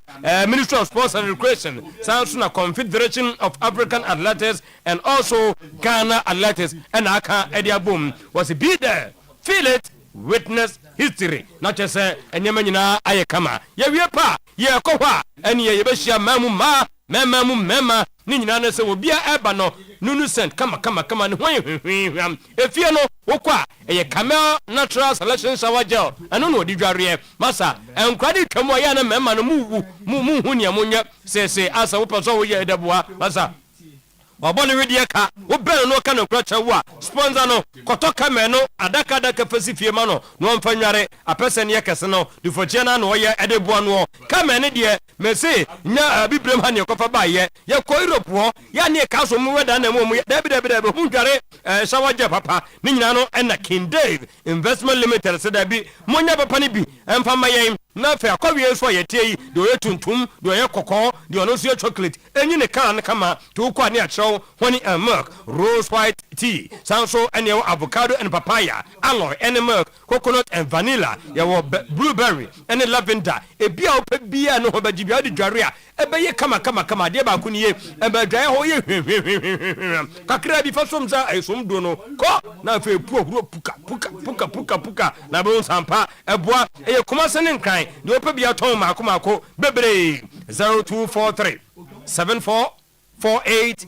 5244 37 1459 Nwanya Camel Natural Selection Shower Gel Edi Akobia ene ye to bi sanse weekend na ene womo Franco nie adepanie enu nti efie asetara baye da microwave ka ho bi generator ka ho bi sanso na ene light wontumi predate yanya ene yi menoka say the generator esi etre iPhone Samsung ni nyina no ebi ewo ho ye ba jaba dwem adum old Melcon Kofo Clinic new Kejetia ho nyina no Franco Sebra na beto adepa na enyema nkoye 0245 316969 0245 316969 0501 538605 Nwanya Franco Trading Enterprise enso akoto ade JM Adu and Sons babusa wo ni no wanya bi egu drugstore ho obodu na say nei if you hokra no aso first said wanya bi de gu ho enta ma enafa sesamede mintumi nda saa na me body netie oboa wan hwa wote ho prem to brede bia woda 1 woda 2 ebe how da chi on kopa well sleep spray 30 minutes before bed fire some duro fagu ka hwema ase ena na beba be fa wontem woda nso anye se wasore 12 madnia 32 da bi wobeda na onum na asore a na onum fu kan na fe ade enche no na we de na efefefe na ahyehyɛ wo wie pa ka so pemfo de o ma kra no fo omo nom well sleep spray ni bi so de beda wo wie pa ye kill calcium tablet obi na ne chepa ne chepa na pom no na popom ni sisi emu twene hwihwihwi we ye saju wie ye enche ya omodem na kopa bi esa ye general well-being de mi kanya no tablet no fa ba ko pe a daily wo wie pa wo wie opemfo de ma kra no fo nka ho 1+400 ne de ntia obi apene se anope betimi afa ne madiwa me anwume na me pa mefa no awie metuma diwa me akra no nso meto 1+400 suspension liquid no e de ama no e 0509 439 063 0302 666 132 no abomaden enya JM Adu and Sons nipa miensan bi amanyema akoyie Dr. Sam Airton Sadi Afro ebia first no na do ni chrem awa kwantempo bi so e pa twa wadane ne ho ne nsa no oduro ni de won sesa no ba bia wono no wasesa ne ho eye abrepo first girl filling station so hwa wo be hia no no anu o se ani hu yade no bra no no nto nchia e ba ne se glaucoma cataract sanso ena pressure na aba woni no so akura ketua o sha se complaini dada ye kira de a me ben mi hunu me ba twa bomodem na ben no ni nyina nsa ka no ntimi ntwena homache eni anwumere e be ni nie so be ko Dr. Sam ho na wo watwu ade o sa de wudi di aboy woni di aboy ko Dr. Sam ho na enyai prostate pressure nkwade obone tew oni na no gono candidates koko na fe wie mema dro de wo kura bifu a eye enei 0243 001058 0243 001058 abre perfect go police station ese de yense obi de mfantu kwa de biara da ye de na yeni yellow yeni brown bia wo ho eye ko Benjamin Dental Clinic Limited ni akopo yesi fita ni nyina ne se oba wosetena se no examination consultation wa ye ne kama I sit na me baba ye was doctor ni ko no anya mfama scaling and polishing ni polishing fe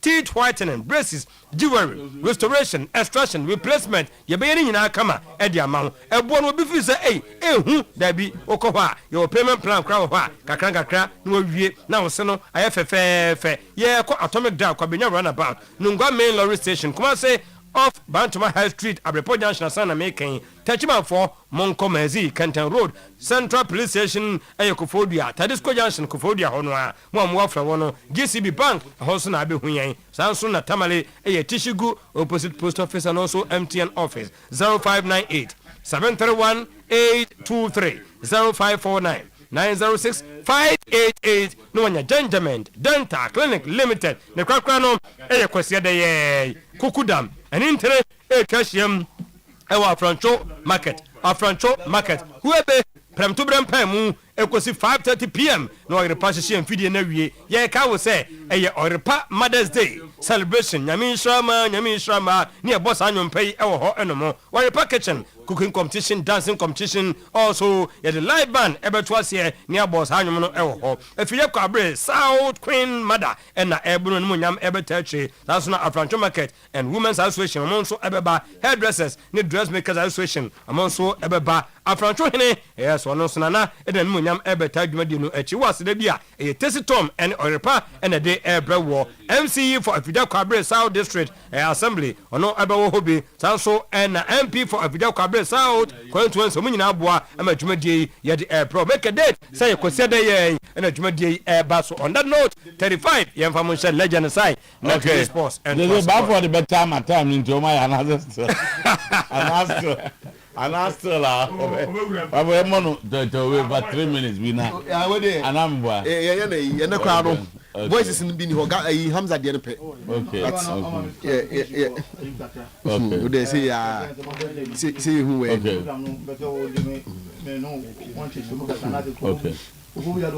buzanze sia na pe buzanze sia na enko Mother's Day no yeah a wife for day and it's a women's day yeah that's what my mother is okay no almost say so only about fear so oyera it is all mama because nyema na o mama ye ma no na dodo na no yere na ye aduane obeko fie na bia ono aduane na sio akomia bedidi the role play as a mother in the house and na bia make us and man timi mfa ne nko in case we o mama ntia se dia na so o mama o ti do mi enu nyina se o meya na no mu gina ha o ye we ye say na daroma and no ya de ti no mo so bi o mo school madam no dia so na okay o se yire ka ho girlfriends ka ho mothers ka ho baby girls no the additional person 200 cities on ban ma me mra no ban yire mra so yire krotimi ya de o ma me ntimi nya nti o de na ba sa then na yire be ya ma me ntimi nya bebre o yire ya de o ma me ntimi nya nti ono plan so consider on why declaration bi am for reject na no na CEO yes sa u be da senga enye no kure ni ade na so tipa so be say o be bi awo anom no for da bi ayo ma me enye no kure ni and I'm going to be above all my me. I want you to know one.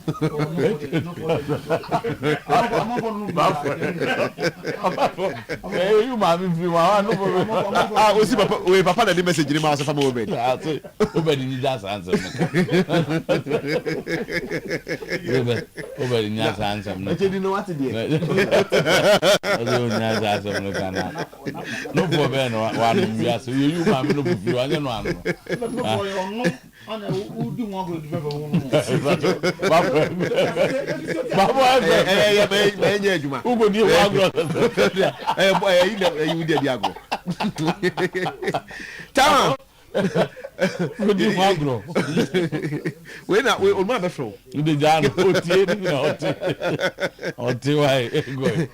We are all struggling to avoid relegation, and you appoint a female referee who is also based in Kumasi. Change her. We don't want her.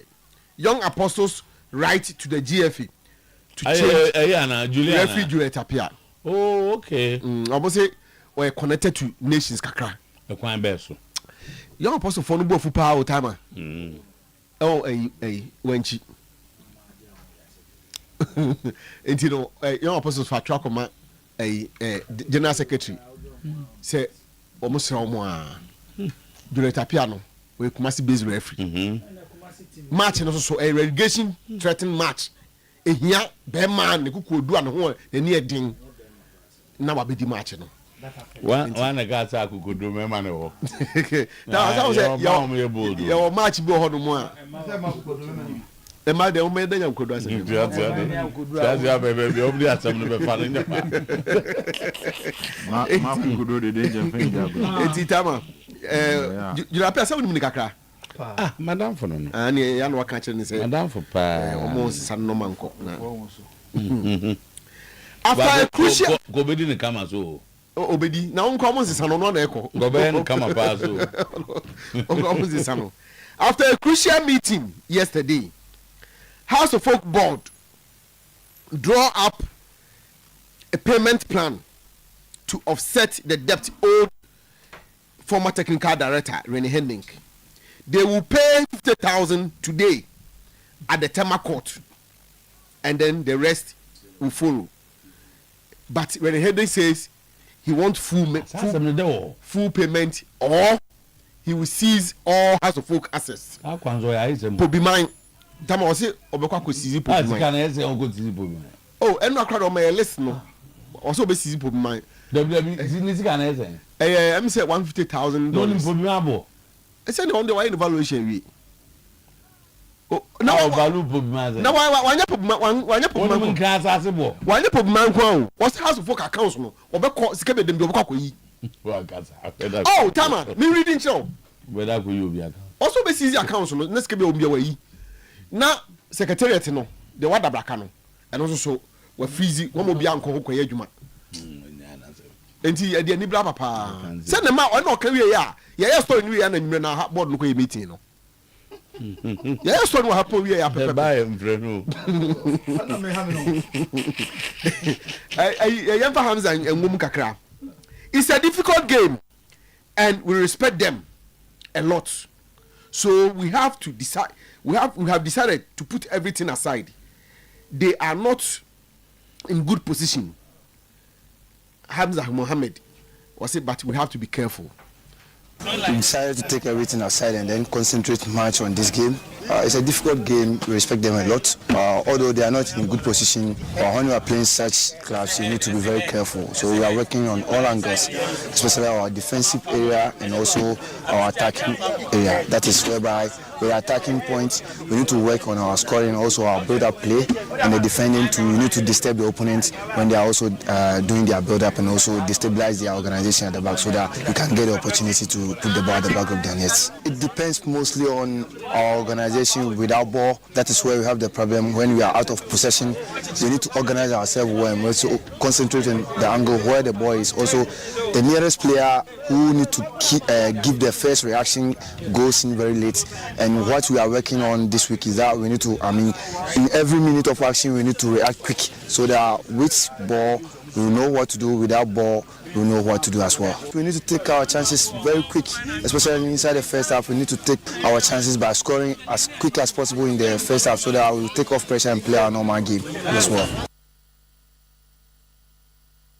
Hamza, Kosiada, we say for some time we will match. To Kosiada there, supporters ni nyina mraba bayara. No me share team no. Against 11 Wonders. 11 Wonders. Omomra. We dey sibe. Ome komungum no monko. Enti. Be 4-0. Oh, we Hamza be share the agenda. We Sunday nyina kwa kota na chi. Nyina kwa support Hamza na wa share the agenda din. Enye frigate. Ah, frigate. Ko match frigate. Frigate. Actually. Ohadri o. What amu say ohadri no. Frigate. Ah, ko match as frigate. Oh, I will cast obi adu no for crying. No to VIP do munjiska, but that kind of money free. Frigate no omunya na chopper. Na to the house the Kaela no ndezi. So call no mango. It will be free. Any papa go grant. Hey, ball ya say and then you cry. Ball ya say mama 28 hu that was mbebo. As time baby. Ghana League Clubs Association. Do work up there Mozambique. Led by Mr. Ansan is broke and find themselves in a financial turmoil. Tama asem kesiasi ogaka wo clubs ni nyina sorry omukunu agu Tama gaka okunu agu tina na me bisa say encompass divisions ben say division 1 wom premier wom na division 2 wom na hwe division 1 premier wom and division 2 wom Tama information e pekene say omusika akada o accounts mu nyina se bia se ne bibia si ne se gaka mo kofa sika ma no fa me bibia Tama yes, a new 1,000. Me was casting Gaka. Account in Ghana. 1,000 Ghana cedis. 10 million assets. Gaka assets. Tama. And they are making mama Gakaska. Make my bomb. Gaka situation we know. I saw a former. No, but I say one cross second from Gaka. Oh, you didn't come across Gaka there when I'm for. Me Mr. Ansa kana me pese me friend ba manya no if na omo ya omo say na busy ni la na busy ti me ka say solo kura ahwe ma me Now, when you say Tama, the ethical plan say on call make request a moment to menya biama no pesque bia bibi for Gaka so yes one and you having transfer na maybe Tama asem kese wo no pa na wo mu no say last year President Kapom boy no omuti I think 6 members 8 member sponsorship committee, each member took away 20,000 Ghana cedis, including the chairman, including chairman. There have been committee chairman. We say no can one as one can one. Committee no me pay mu di. Eventually, presidency in this scandal come organizing, President Cap no. But 11:45, captain. Where we are brave now. I think I'm the 7. Younger apostles are 7 now. Because we don't want to address it as no. If you are free, we go problem. Be for 2 years. Nah, and Mr. Hamza used to win that game. Young 11 wonders here. Mr. Toza, like we are February. It's no none of us 5-2. It's just a toko. I hope that man should go ye but Coach Hamza must do everything possible to beat them. Mr. To have a folk issue, no? Of course, my room kakra. So they may trust us. I didn't know. Mr. To buy the next court, no? And then be clear. Now the Omni House of Folk any heading. Say Ochiana better no. On there's one here tartan. Only heading. Anya 1-on-1 discussion. Who's the House of Folk supposed to pay 2 years of the outstanding, the FIFA ruling for the year. So we have 2 years. 2 years now. House of Folk first proposal on the marine heading and then come to 6 months. Yes. O make 6 months. Tama, enunu ye Dutch for boy. Rain he did. The coach no reject here. Come to Udo be 2 years is wait 6 months. O make 6 months. O mu 6 not ya kan your match egu. And a coach reject. Now House of Folk second proposal was 1 year. And a coach that catch on say, o mo fan top paper so. All that Mr. Toza who no be can could do some pempens so na say fan top paper so na court. That's a ya bomo. On you but you not call you the way na utia there. Now we are no dey court court no. 1 year no so to calculation is around $60,000. The reason being that Sikana a call first now really the call FIFA no. What they call as net and gross salary. Gross salary. So how the folk no meeting no. Atini establish say don't know the there's a reason we are the net salary. The net now we receive the some amount to be able free so. Taxes now was not any man. And then man can be free so. But FIFA there, one of these said the FIFA release the money. So how the free the man and Omagu Jama buying. I know the about house would do any buying and there was some kind. There be a responsibility to pay that. Well, any but Omar agree say one who receive the net salary. It don't the net salary, of 1 year. Buying so they know what you have. Yes, 1 year is around 60,000. Some coins, so. It go to and I expect the next court on Bekono by 90 from Moko court. Same way and a Beko copy. As a updated way of the above organ. Maybe that. What any update? Maybe that. That is a situation. House of Folk in the heading. Okay. Because House of Folk they are bent on the next season. I say there are among problems. Don't make problem. Oh, but man, minimum baby about for in other words, what's hard the math? Of course, you are on heading. What's every has account? Tell me, can message I want to send you. One more message. Oh, say, and you say be a boy. And so that is a year. So, we have to focus because they want to go to the market. Because they've seen that Omutimono. Who's the one who don't make catch one message? I was telling you, sir. Now can say you can't travel. The house of folk team, no. $14 about 7. I'm winning 7. We're in court this morning, Captain Meba, Renee Heading, we're in court this morning in respect of the above reference matter. Counsel for House of Folk raised the usual position of seeking to settle the matter. However, we made it clear to the court that our client is no longer interested in pursuing settlement discussions. The judge agreed with our position and made a final order directing House of Oak to file their written submissions, after which she will proceed to deliver a ruling. The matter has been adjourned to 19th May for the court to provide a date for the ruling. The club has nowhere to hide now. They have to answer to the judge in court as to why they should have to abide by FIFA's decision. Okay, until we are not. Also, if we win, we hopefully get Hearts of Oak to pay. If they don't, then because it's recognized by the High Court in Ghana, we simply go and seize the assets. Club training ground, bank account. We then sell or take the money to satisfy the debt due to rainy heading. Tama, afe mi bua. No. That's be we am come out on new video. We no come odi no. And they have o hatana lu. That's it. We no o se no be na house for na ko dey na ko fast ma ba no. So ho. Na ni abro. So to that kasem no. So money nyon. Especially former executive. Or the about we will find as a former executive. As a one thing now. Also, I am fan car as some we are so be account. I want you to CCA. Yin net here. Yeah. So 20 billion at our account. Now so we the top at the fee over beer. We account remember zero. Where is scanning? To make it to be who be account no the account. Because America say or the year bobi busianra. And back over man times 3 and then account the Vancasa. Bagaka don't is yours. Maybe I'm going for sponsorship buyer and you put no matter will be at 20,000.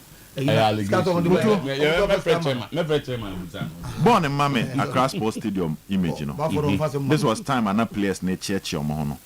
Na yenye juma bi on down to has me carry. Where is the to a time a place na ba park in no move ball no kick off masa asema mu nyina mo ti amudi di agro no uzumi a o se nipa ne hihya no say we are need no ba mo mfa ni agro ye be start ball ni I say no mo kick off time no Accra Sports Stadium Accra of Mutu ani aba kon ebre ni nti e body no great training na mo the ball na Tama na say we Wednesday na Mutu GFA na ya de bi no say no e be kan under 17 de no born in Mame under 17 de no Mame Blasters de no e benya time for ni mienu nyina also my changes o my dream safety keeper na free and o mo de Benjamin Asare asaba na Blasters de na nke no very easy to know the players because on board professional no Mutu o ma hye in such a way say players need in by what it means that is not their style of and making announcement under 17 there no and so no names na Mutu has no kotokwe this is it was under 17 there da and then updated one no the Benjamin Asare bishim no the players in the clubs no action. The question is, why is the FA doing this? When you know graphics or modiaba friendly match crowd and who plays ni teams cranky baby and so compared to under 17 ayoko tournament squad no club friendly match clubs now house of no is there enough from 2 goalkeepers for the friendly match the friendly match is on 22nd on 23rd house bo mediama on say yes well some no be kanwa this is a house of foot team and 8 mid league you know is here about duru baby a 2 goalkeepers ni nyina e Mexico nti you how to focus shape up for the game. I used to suggest every funny weekend almost team na but say has for na nka almost open because say Salim here one person but 2 goalkeepers one position yen ready and say defenders some reserve 4 goalkeepers to number 1 goalkeeper no number 2 goalkeeper eco friendly game Shaibu Shua. So the question again is why are they even including Benjamin Asare? Why Benjamin Asare? I feel Benjamin Asare mom should rather go. Nana the defenders no mu here biana Bob your Blasters no boba yeah the kind of if the reason is Asare more matches I mean sometimes I feel like a disrespect because yeah Blasters no Bo Papa Bena players ni bi aka omobo what in Common Africa oh ben kwa no omobo as when the guest Benjamin Asaria yamani look like onu kwani nipa as we tokro as ono de amna kakra kabia ese ekopie yi ye pay yi bi besi ano. Why do we keep on doing that? Why? I said yamani look we are players most of them deserve some of these friendly matches. What you say? Okay. If the main goalkeeper and could try, what about the second keeper? All right. You. Benjamin Asare for Mexico. My name is a request of the coach. The last 2 weeks and a story I said Black Stars in the Mexico game no. So initially it was 2 local players. No me some don't become. That was Salim and Asare. But on say Adebia started to Ghana na me bompa say clubs so benya kwan a bia oye club panyimini ageve say bi ma na akọ US aba won sesa wadwene. Is the national team call up na never say sesa man for adwene for the third term no. Nti e bompa say so to enkosi na enkofa problem ba kakra na aka na at least omoboa oh say ehia mo say enam do don sen kwan anamboa nti ye hwese nkonko basa because so my am from place omunya detemu oh say obi o ti sayeko school no e wo mu ho na obi aba take decision bi a o say we class captain a e say no mo kwotena se na e say ha o ko so to mo me kai say ye wo cast na ye class captain Enoch Negafin o ko take decision a e so oba parliament na ye ne tenase ne man approve ye man approve na okowia na ye asa akutu no na ye asa bem na ye asa de nesi so nti ye wo sankofo ni bot say Abdul say ne ya ye so say obi di say Abdul Salam just imagine say World Cup squad aba na the Salim din ashema Abdul Salam will be happy and I'm boy because the investment no so tell me na say na Liberty goalkeeper dream goalkeeper there na ye na free bo pra umprai bema wada say coach no na say yin na say coach ni so na free no no so onya Benjamin Asare ana wanya visa to Mexico but usually GF the visa manya visa ni o ka say mbebi na ka Blasters ku US ya ma players mbebi visa o na 22nd o say na individual obi o issue obi o wa say yan cheche na man ye hu no you won't say enra me hu say Georgia free post no amount for bebre a fan from a different angle but asem na work can to me menti ase say and offer a national team na under 20 under 17 ye free players a udobon say player ya freni e bia bon say bi obi United tanobo fakwa ba nya ho no wo ya sheda na ko dua ho kwa ya didini share ni ma mbeka se so ya sheda na ko dua ho kwa ne ya freni na ba national team ne de bo fakwa na hyenani mo ya advance and ye select players into the national under 17 second na to make 91 coach Afrane prepare team before to first be take over no yes so captain yes under 17 for na ye justify wa mass na e kwa mass school ho you go heavy na akwohwe bi that time e Kwara was the captain of under 17 asa no mo ko na e Kwara free mu no so at least it was a community no zoto ebenya access to the players ne be familiar with the community ben under 17 form ko boboy dudu okra Ghana fo ni momo e do mo ko she pram ye mo obi ama ho doesn't ta fund do mo wafa omo he echeni atu no na ye wafa for na players there echeni atu e wafa for na players sa do mo ka je na bia ye ball na ko no right kanu wanko no has one kabi yo embassy efinya akoma ba one ne squad ni nyina am de kase bono brain you be sharp 4:30 that be highway time captain na de one pa bibia ama anya fi wo pass for ni ade na next time okay Right. And so there, Judy. Anyway, see you. Bye.